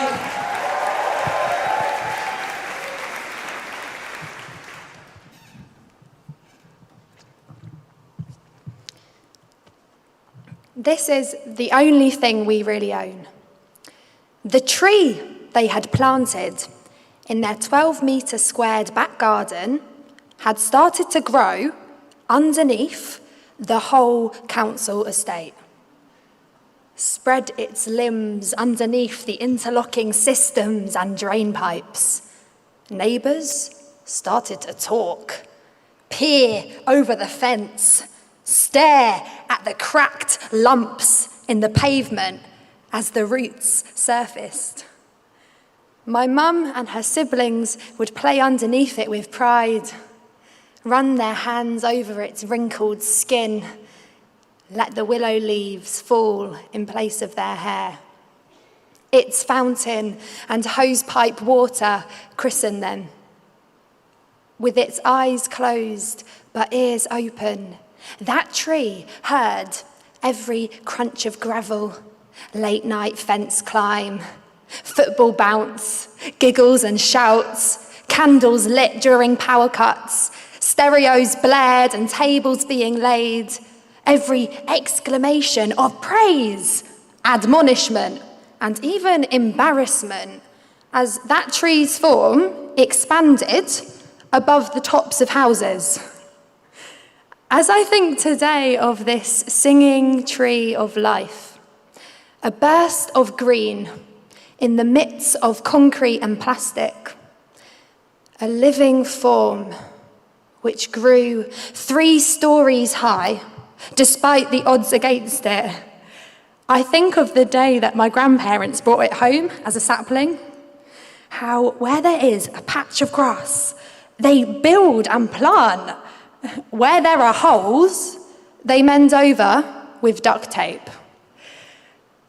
In stony soil, they rooted standing back and watching in awe as root turns to stem, to branch, to tree. The defiant voice of my family, a uniquely woven history, which I choose to garland around my forehead. Because, in all honesty, eventually, that tree was chopped down by the council in their long white gloves and plastic visors. People watched from their windows.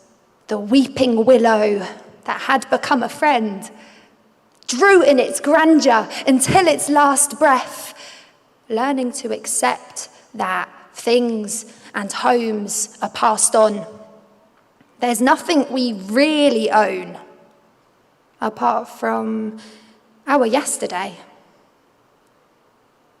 Yesterday's whisper, the memory that exists somewhere, tucked neatly into a poem or a packed lunchbox, into words of good night, stories folded in the silver thread of white hair, delicately wrapped around our tongues and in all of our embraces. The way that every time I see a tree, it's like I'm looking at all of your faces. Thank you. Let's hear it for Poppy Madenis. We are halfway through the second half. Audience, how are we doing? Pretty good? Brilliant, okay. As well as the audience vote, obviously, if you enjoyed anything that you heard tonight after the show, please do. Hey, don't worry, it's my fault. I'm just trying to hog the limelight. Just give me one sec. If you do like any of the poems that you heard from any of these poets tonight after the show, please do go and tell them. They'll be around afterwards. Go and tell them, find out what they're up to, follow them on social media, go and support their work. This is a showcase of all of their work, so please do make sure you go and support the poets. Okay, judges, how are we doing? All good? Okay. Ooh, I guess wonder who's coming up next. Okay, please welcome to the stage the fabulous Lola Arseni.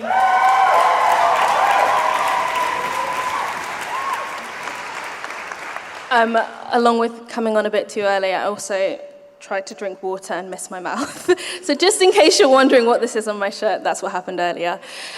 This poem is called Love May Destroy You.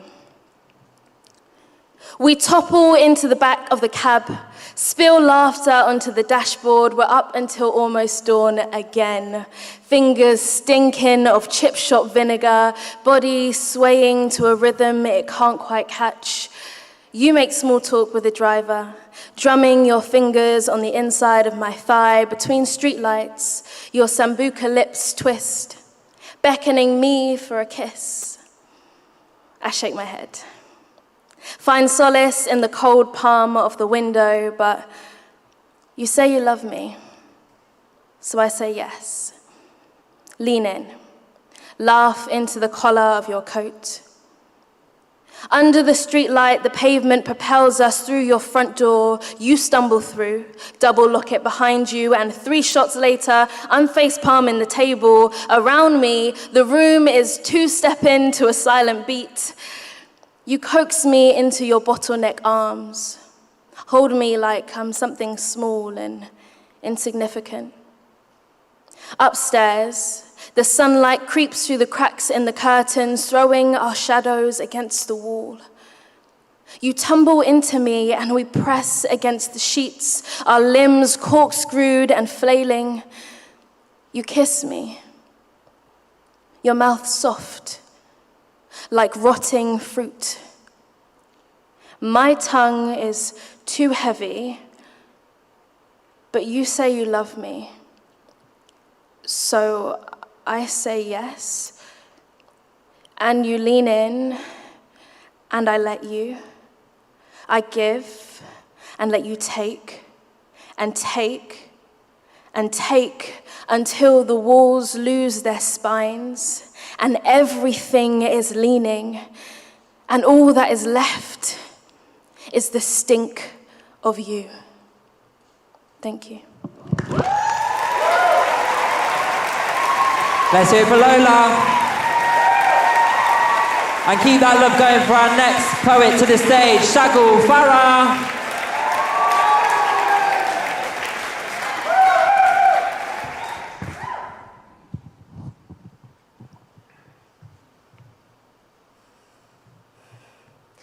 The boy from Burma.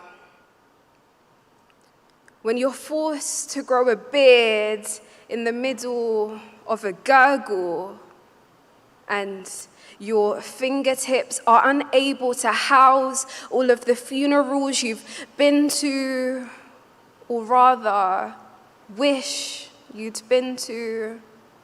Here, where family trees are uprooted and split and seized. Here, where you must outgrow yourselves to survive, and they search under machetes for peace.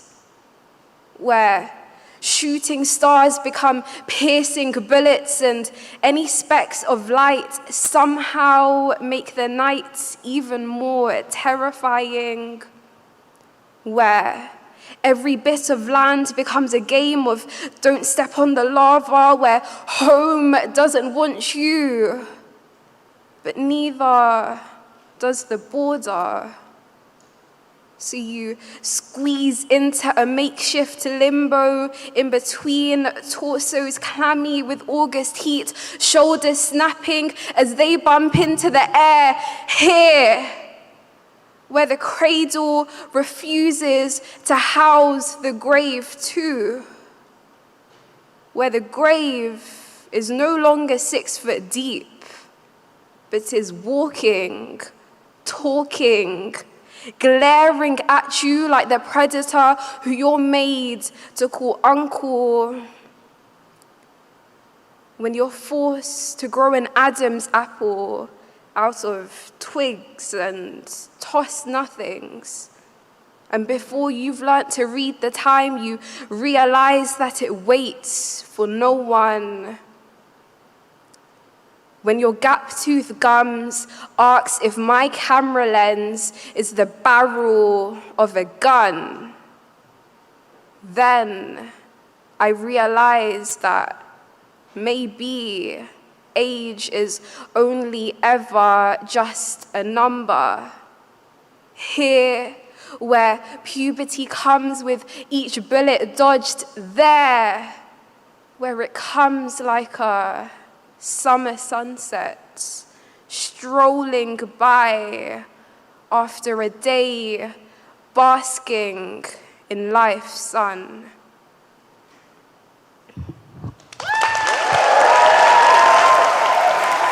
Let's hear it for Shagul. And keep that love going for our next slammer of the evening, Noah Jacob.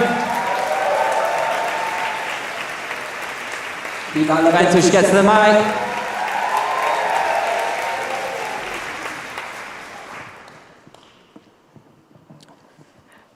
I always thought my dad was an international superstar. I was 8 when I found out he was some Egyptian guy. Met my aunt for the first time, veiled up, old eyes foggy as a high-rise, mocked of scarab beetles infested in her gaze, searching for him in me. Mocked of crow's feet in the dank blanket of her old skin, they were clenching around a missing family tree. She gave me a doll I never played with, but she didn't know that. I didn't see her again. Before that day, I was an Arab kid of a white name, told everyone a story I didn't really understand. Where's your dad from? I don't know. Where's my dad? Maybe I popped out of nowhere. Maybe I was an android built from scrap and oily hands, or maybe I was here to outdo Jesus. This time, this immaculate conception with no dad and only half a mum left. I met him for the first time when I was 8, and I loved him. Thought he was everything, this old God with my eyes, how he eclipsed me. Trusted that meant I was part of him. I didn't see him for 10 years. Maybe he popped into nowhere. Maybe he was an android rusted into scrap, or maybe he was here to outdo the Big Bang. This time, this spontaneous uncreation with only an old phone number to remember. It never picks up. I don't know my grandparents' names, and every time I ask about them, it's a different story. People who were gone before I was born and who won't be remembered because they disappeared in a flash of silence. My people are survivors of wars and plagues. They fought battles for their children. But the real genocide is in the forgetting. Thank you. Let's hear it for Noah. Keep that love going for our next slammer of the evening. We have 3 left in the second half. Please give your love to Maureen Onwanali.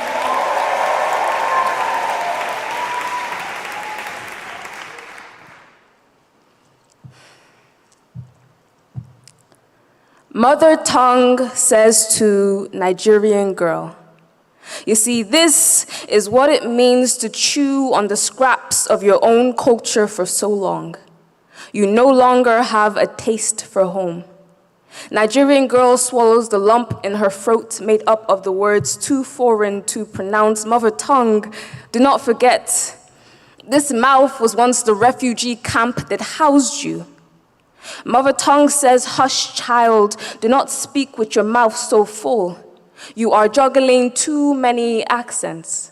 I once played hopscotch in the roof of your mouth and watched your infant teeth grow up like a childhood friend. You have allowed them to gentrify my neighborhood. Nigerian girl, or girl once from Nigeria, or whatever fits your quota, or whatever fits my agenda. How about girl with Nigerian tongue says nothing? Mother tongue, feeling more muzzled than maternal, says nothing, but instead shows me the bruises it's endured from the times I've bitten my tongue when they've mispronounced my name. Each time I allow you to butcher this surname, a massacre takes place in your mouth, how your jagged tongue rips apart a lineage and spits it back at me. Nigerian girl with an injured name doesn't know what else to say in a language mother tongue would understand. But mother tongue has heard this accent before, knows how a European mouth can resemble a mob, how a tongue can puncture pronunciation like a pitchfork. This is our country. Speak English. Mother tongue knows this is not directed at the girl. You see, what they are asking is for her to be orphaned from her motherland. What they are asking is for the English language to discover something that has already been found, so it can Christopher Columbus settle in my mouth. Isn't that how it works over here? Nigerian girl, too Eurocentric for her culture, too culture for Europe, will learn. Ndeo, ahambo, Maureen Onwunali. Thank you. Let's hear it for Maureen. Keep that look going for our penultimate slammer of the evening. Please welcome up Maxine Sibiwani.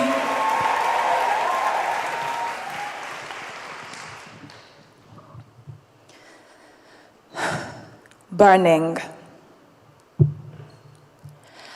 And pride is bursting like pus from pimple, like ruptured organ, burst blood vessel, open wound, blood flowing, bursting, swollen belly, spitting, hissing, spewing all over, flooding banks, cracking dams, giving birth, eating death, cleansing, purifying, tearing asunder. A bellowing abomination sent from God to plant roots of thunder under this soil. Take a walk on my barbarous ligaments. Suffocate me with tarmac, brick, mortar, and Leviticus. Force feed me cement so that I am a fossil. Stand above me so that I am hell and I am your hell. I am the pus, the ripe pus in your pimple. I am your burst blood vessel. I rapture your organs and you spew me all over. You bleed me. You know me. Hallowed be my name. My will be done. Behold the shame seeping through your pores. You sweat me. Behold the bitter taste of your whispers. You speak me. Me, the deliberate, the bellowing abomination sent from God to kiss the girls and kiss the boys. I am no fossil. I am not dead. I am here to stay. Let's hear it for Maxine. We have one slammer left in the second half. Please give her the same energy that you gave to the first slammer that you heard this evening. Welcome to the stage, Zia Ahmed.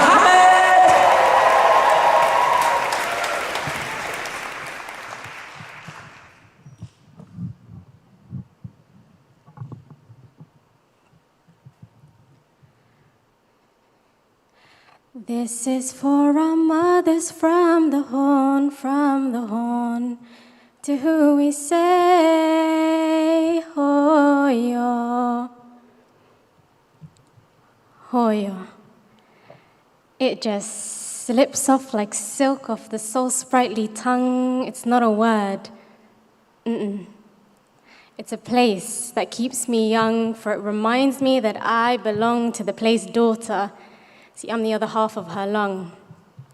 In Somali, we don't really have another word for daughter. My Hoya calls me Hoya to remind us that we are one. Together, we make the infinity symbol. See, Hoya is what I'd feel if I were to look into a crystal. When I look at her in a frame of her before me, before I was born from thee, hung on the wall, a distantly close memory, conversing with future memories to be. As I gaze searchingly into a sealed, secretive, and sacred she, I seek to tattoo this image into the frame of my mental chambers and immortalize this divine imagery, because Hoyo, you are my figurative fig tree, literal roots of my family, and it amazes me that even in our most estranged moments in life, when we are each other's strife, as soon as I utter or hear Hoyo, a surgeon named Heel is phoenixing me. A nurse named Heel combs her fingers through my hair. A writer named Remember implores me not to forget. A teacher named Forgive streams poetry through my ears, beckoning my tears to come forth and be caught by the ground I stood angrily on at you like souvenirs. When you stomp, she would say, you do it to crush me. But Hoya, I wish you knew. I wish you knew I was only trying to ground my temper, to turn it into unrecognizable embers, our embers, for this is a character of which we are both members. No, hostages. But I hear Hoya and I feel free. I hear Hoyo and hear peace. I hear Hoyo and taste a honey most sweet. I hear Hoyo and feel the vastness of the sea. See affinity and dignity give birth to humility and the possibility to meet God officially, because in Islam, you see, in Islam, our mothers' feet, you can find heaven underneath it. And that is why Hoya they wa adunya they, Hoya they wa adunya they, Hoya they wa adunya they. And so Hoya, your feet are the visual reminder of the proximity to heaven, and your name, my birthplace, the stories that I'll forever be telling. Hoya.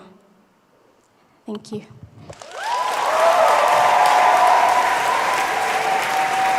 Let's hear it for Sophia.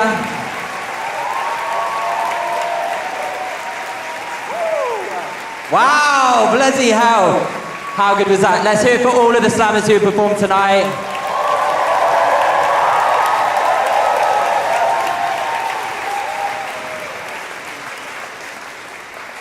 Wow, okay, that is it. That is the end of the slam tonight. So, hopefully you have all made a note of your winner, your personal winner of the evening. Now is the time for you to cast your votes. We are going to tally the scores of the judges. They're just finishing up their scores. So now is your time. You can follow the QR code on your table. Follow the link. You each have one vote should you choose to use it. Brilliant. Okay, wow. That was so good and so different. I don't envy the judges or all of you. That was so brilliant. Okay, so whilst we calibrate the scores, whilst we get all the scores together, we are going to welcome up one of our judges to the stage, and they are going to share some of their work. I know that we're all doing our scores. I know we're all going through that, but please give your love to this poet who is coming up on stage. They're an incredible artist. Please give all of your love to the amazing, wonderful, brilliant person who is coming to the back of the stage, Travis Alabanza.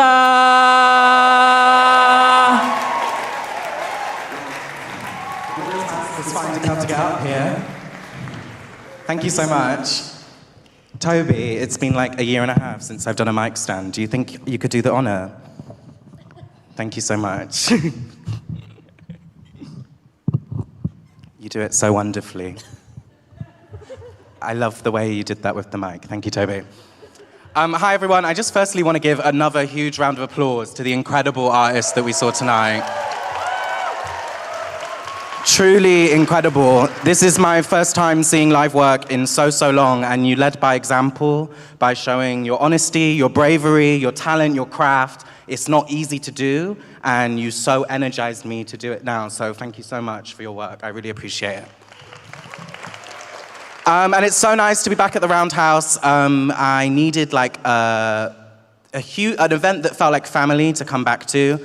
And the Roundhouse actually gave me my first ever professional theatre job when I was 20 years old in the studio for Scotty's show, Putting Words in Your Mouth. And they treated me like an artist and showed me how to develop and grow. So thank you so much to the Roundhouse. And yeah, thank you. Cool, so I don't really write poems anymore. And I've said in lockdown that I was gonna spend some time, on that lockdown list to write and read some poems and try to make them more upbeat than I normally do. But it turns out all I did was watch all of the different housewife eras and Too Hot to Handle and every other reality show under the sun, so we're getting the same depressing shit that I did 2 years ago. Cool, I'm gonna read it now. In thousands of years, when they dig us all up, after we have truly gone and fucked it all, they will place all of our bones in a pile, except mine. Mine will be placed in a box with a bow just to the left. It will be in a box labeled male for bones that are distinguishably male. They will say that they can tell by my bones that the way that I walked, the way that I breathed, the way that I shook my head, the way that I spoke, the way that I dotted my I's, the way that I crossed my T's, the way I sipped my juice, the way I had sex, the way I asked for help, the way I hugged my friends, the way I walked outside, the way I waited for the bus, the way I called for attention, the way I said no, the way that I dressed, the way that I loved, the way I took drugs, the way that I tweeted, the way I had written, the way I had escaped, the way I had erased, the way I had screamed, the way I had wished for more, the way I had surrendered, the way that I had crumbled, the way that my bones just lay there. That I was male. That just from one glance at my left to remain pile of bones, I had testosterone coursing through every possible part of my body. That they were always right. That these bones were most definitely, categorically, without a doubt, with so much surety, they were male. And I will not be able to say anything, because it will just be my bones. I cannot argue back at them anymore, for they are just my bones. I cannot write a Facebook rant, because it is just my bones. But if you could do one last thing for me, one last thing on my last wish, please leave this note next to my bones, and let it say clearly, if it has been thousands of years, and you are still trying to gender me, I am glad that I am not here, because I could not withstand another slow death that gender brings. I am sorry that you are still clinging something as hopeless as mail to me. I am sorry you can still not see possibility beyond your projections. I had hoped after rebuilding, after fires and floods, you would leave behind all the things that were not working. But I am gone, and gender is not. So clearly, you have got this all wrong. Thank you so much.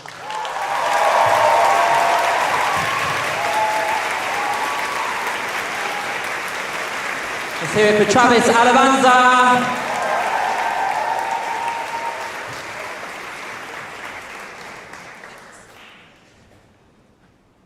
Okay, so we are still tallying the scores. Yes, we are still tallying the scores. Brilliant. Okay, so I was asked if I would share a couple of poems whilst we are tallying the scores, so I'm going to do it. Thanks. I didn't introduce myself at the start. My name's Toby Campion, and I'm a poet and a playwright. I've been involved in the Roundhouse for quite a few years. I was part of the poetry collective here many years ago, and I did the poetry slam here in 2015. So it's lovely to be back and to be hosting the slam this year. Okay.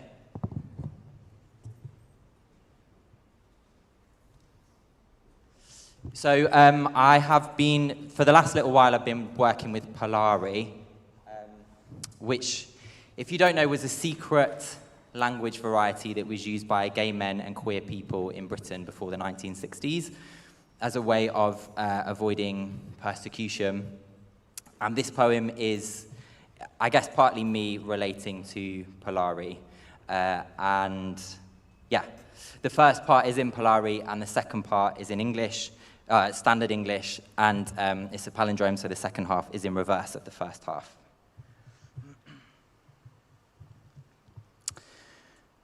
And I shut my sheesh screech. He said, cut that cackle, fag. My tongue was Dina's, he did a knob. With her mooey stitched up, I brought him a hungry chavvy. He said, show me how loving me reefs. He said, order, and I ordered. Said vagari, and I did so. Charpering to be needed, I dobied in ice for weeks, bouvar. When it breaks, his fever met with a coddy. It's Ben to say it's boner. In your letty, the Omi at the same time wants to tip your brandy and batty fang you. I savvy how it goes. When an Omi with Vera after every lamb adobe's out is mooey. I'd vada him to the sink after straight tight oyster who charpered to not palaver me. I've been palavered by flatties. I've been an Omi screech's secret too.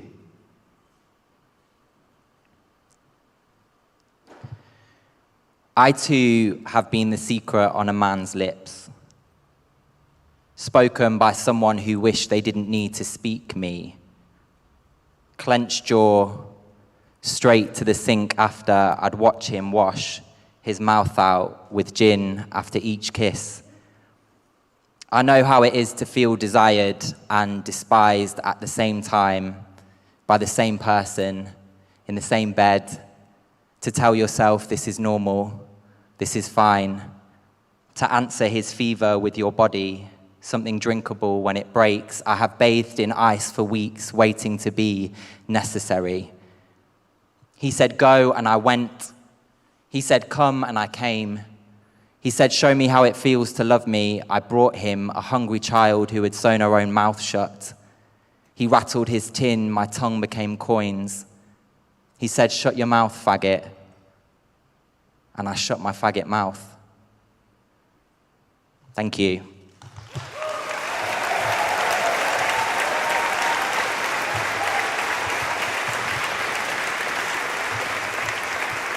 Thank you. Okay. So I think we're just finishing up the scores, so I'm going to do one more poem, and I think we should be done. I'll get a signal from somewhere saying we're done when we're done, so it should be fine. Okay. This is quite a short poem, so hopefully we're nearly there. This poem is... I thought I would enter into the terrifying nature of slam by reading something that's like pretty brand new. So I've never read this to a crowd before, so we'll see how it goes. Thank you. This poem is about poop. It's called Poop. Sometimes you just have to put a towel down and hope for the best. Some people know what I'm talking about. Fleck of leftover confetti, mineral-rich occupational hazard. Don't you dare hold your nose. Somebody fought for this. The room leased under both of your names. Sheets bought together at the supermarket. His head on your shoulder in the queue. How many heteros don't even hiccup in front of each other? How many would beg for a gift half as honest? What the body leaves behind when it's truly been opened. Hazelnut offering. How else would you know how he felt? The first time it happened, knocking on the bathroom door, telling him, it's all right, it happens to all of us. Thank you.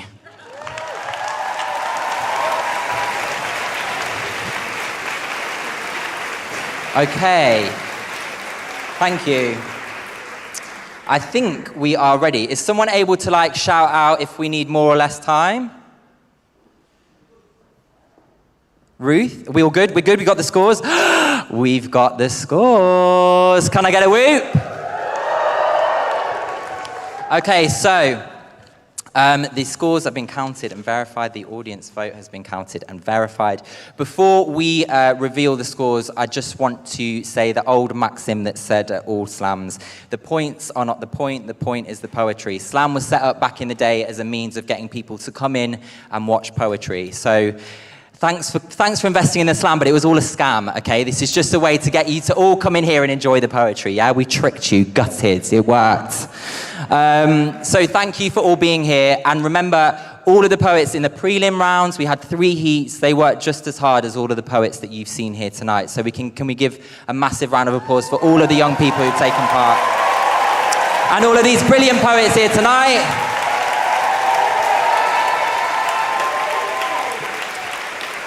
Here to announce the scores is the CEO and artistic director of the Roundhouse. I will warn you, he's stolen my haircut, but he is wearing a very nice outfit, so we'll forgive him. Please give all of your love to the incredible Marcus Davey!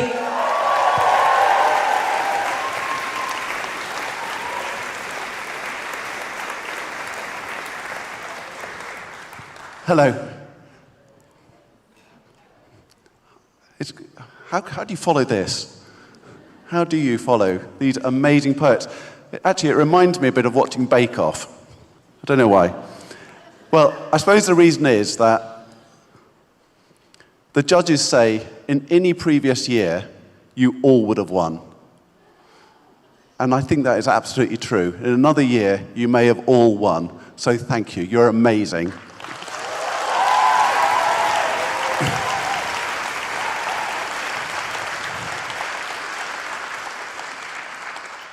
Firstly, I've got a few thank yous. To start with, I want to thank these amazing judges. Yes.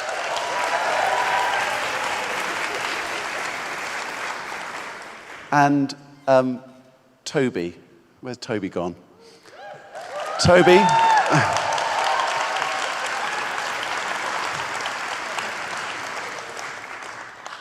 God only made a few perfect heads, the rest he had to put hair on, apparently. Anyway, we love you, Toby, we really do. And you're a Roundhouse family, you really are. The brilliant sign language interpreters, you hold the poems in your hand and bring them alive to us all. You are amazing.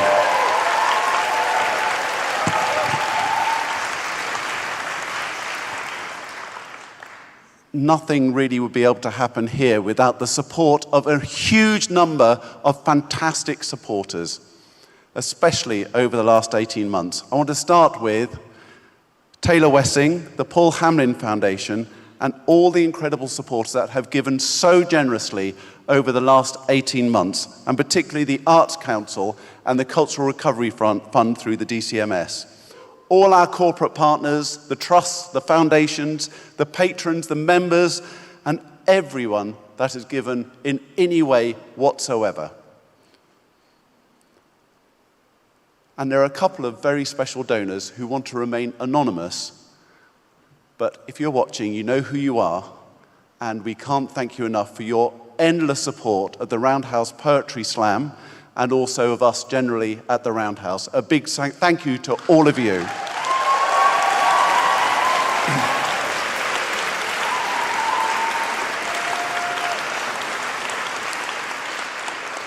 And a little bit of news just come in. A bit of extra support has come in from Taylor Wessing. Thank you very much indeed, which means that the prize money has just gone up. The first prize is now £1,000. The second prize is 500, the third prize is 400, and the audience vote is 400. How amazing is that?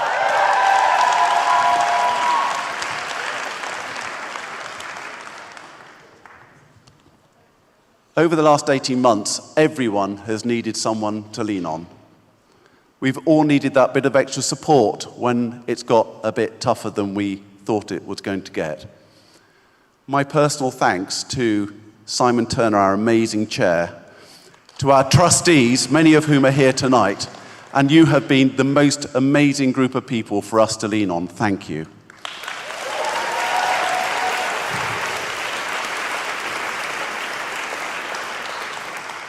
I'm in a very privileged position, and I very rarely get the chance. So this, my privileged position tonight, is to speak on stage once a year, and this is the night. So I want to publicly thank the beautiful, wonderful souls that I'm able and privileged to work with every single day, and they're my colleagues. So please join me in thanking them. You are amazing.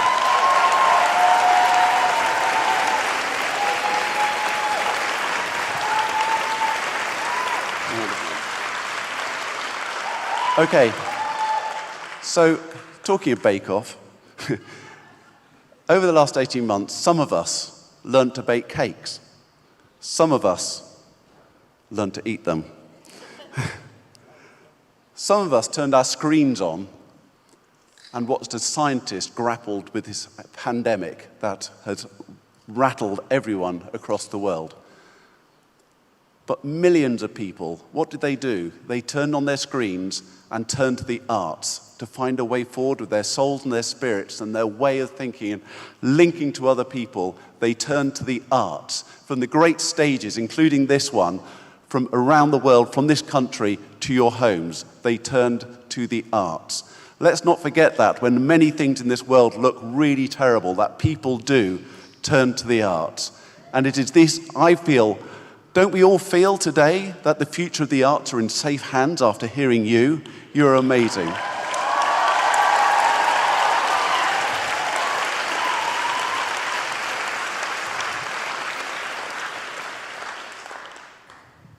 Some of us lost our jobs, and some of us felt guilty that we kept ours. Some of us looked to our neighbours and looked after them. Some of us were looked after by our neighbours. Some of us gave hugely generous amounts of money to charities that worked with young people. Thank you. And some of us really did need it.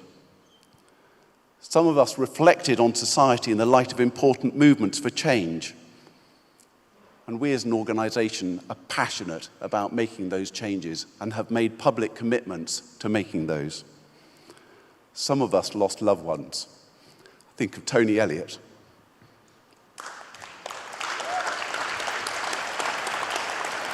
Some of you who don't know, Tony Elliott was our vice chair and a founder, really, of the Roundhouse and a great supporter.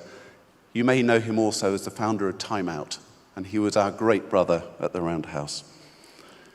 But on the happier side, and we heard one tonight, some of us had babies. Some of us thought about the impact that we made on the world, and some of us dedicated ourselves to make change. Personally, I held out for this moment. This was my beacon. This was my light, thinking of you as an audience, and these are wonderful poets speaking to you. The thrum of the Roundhouse come back to life after 18 months when it was quiet, of audiences talking and buzzing with the sound of poets in the background, in the foreground, and everywhere else around them. Some of us, over this period, created poems and told stories and told their stories. Thank God we've heard some of those tonight. I keep thinking, thank you, thank you.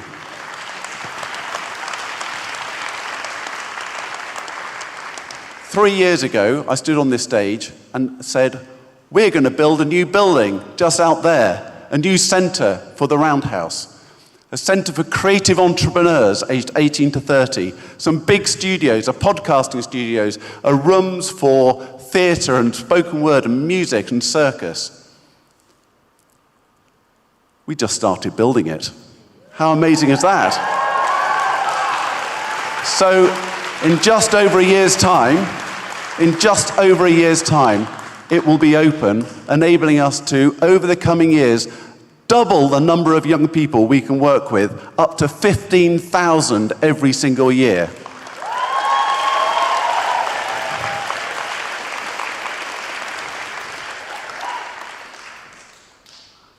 As I listened to the poems tonight, I was reminded that back here, actually on this very day, in 1967, there was a conference called the Dialectics of Liberation. Opposing views being brought together to find a pathway together for a future that is better and worth living. Allen Ginsberg was the chair of that conference. Stokely Carmichael gave the groundbreaking speech about Black Power. R.D. Laing talked about the psychology and the philosophy of psychology and how the human spirit could be developed through actually mind-altering drugs. But anyway, that's another story.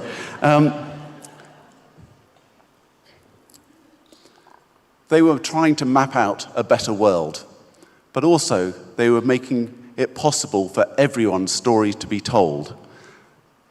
I'm proud that this stage remains a place, a free space, free of history, really, free for opportunity for all voices to be heard. And we've heard some of them tonight, haven't we? They're amazing voices, free voices, your stories being told to an audience who wants to hear. Again, thank you. Thank you. Okay. I can feel the pressure at the back of my neck saying, okay, funny man, get off the stage and tell us the scores. Or for those who remember Georgie Dawes, what are the scores? But that's another story. I've got the scores here. And not even the judges know what the final scores are because they handed in their separate sheets so that my colleague Ruth Hawkins, big thank you to Ruth.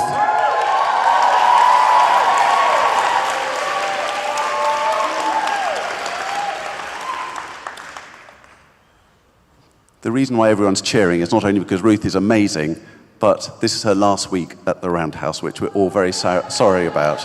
So thank you, Ruth. Okay, I've got the scores, and I'm going to go from the audience vote first. And I think what happens is you just can stand up and give a bow when it's your moment, if you have a moment to do this. But remember, by getting here tonight, you have done amazingly to get this far, and we love you. So the audience vote, and now I'm really scared about pronouncing names wrong. Will you forgive me if I do, because I'm a bit nervous. The audience vote goes to Maureen Onwanali.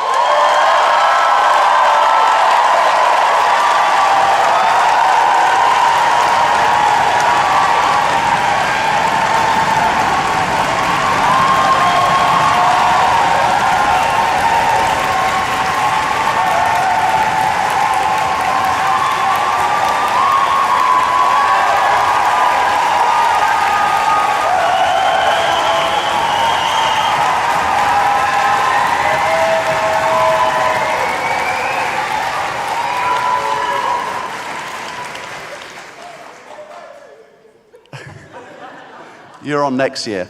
And in third place, Alaya Abdi.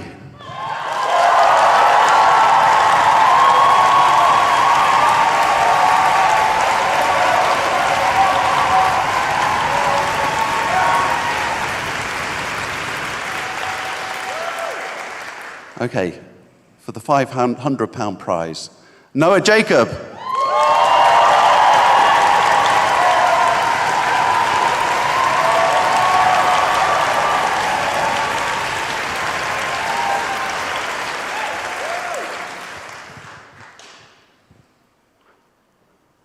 This has never happened before. The first prize, £1,000, goes to Maureen on Women Island.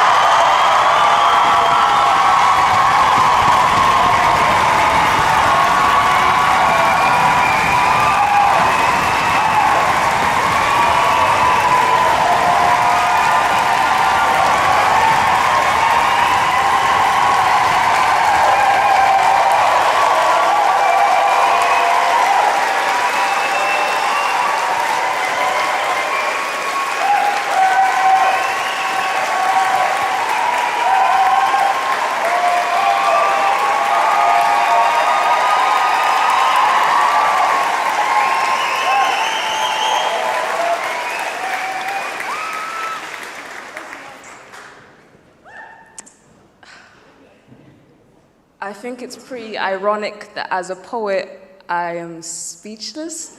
So I'm gonna try and make up something, but I just want the silence right now. I want to share this moment. Like I can feel everybody. I can feel everybody right now, and the only thing reminding me that the world is still the world is the train running under my feet. But this moment is ingrained in my head for the rest of my days to come, and I'm just so glad to share with everybody on the stage and everybody at home and everybody who has felt that they've been listened to and people who live unapologetically. And I'm just rambling right now, but I'm so happy, and I just want to shout to everybody in there. So I shout to my mom, to my sister, fam, to Liz, fam, I love you, fam, to everybody, and to you guys, fam, shout to them, fam. Oh, thank you. I'm done. Well, thank you so much. That was brilliant. Congratulations. Really, you are fantastic.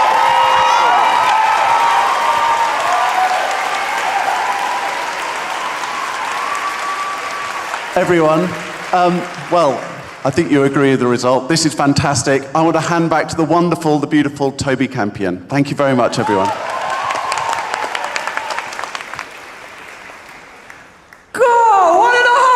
She's raking it in. That's amazing.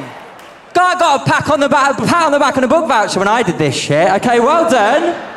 That's amazing. Okay, so we are going to finish up tonight. We need to do some thank yous before we finish. Marcus has already done an incredible job at doing all the bloody thank yous, but we've got a couple more left. As Marcus mentioned, the person who organises the slam every year is leaving this year. Ruth Hawkins has grown the slam from being in London to it being in Hull, Gloucester, last year New York, Glasgow. She's really extended the slam and worked so hard on making this happen. Every year she puts in so much work to this and just look at it. Look at the talent. Look at all of the people in the audience. The Roundhouse is losing an absolute gem. So please can you give all of your love to Ruth Hawkins?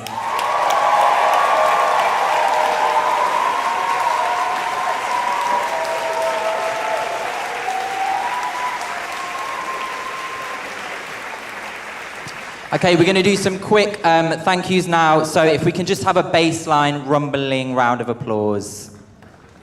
A little bit higher.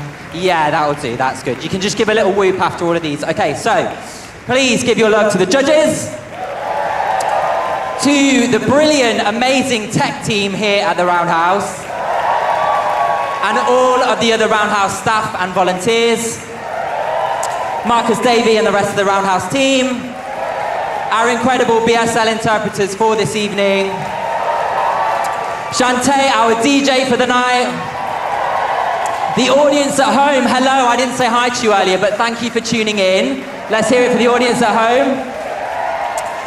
All of the slammers in the prelim rounds and everyone that you've heard on stage this evening. Thank you, the audience, for being here and making this such a great night. You've been really brilliant. It's such a lovely atmosphere. Thank you for being here. We will see you all next year. Thank you to everyone involved. Take care. Have a good night.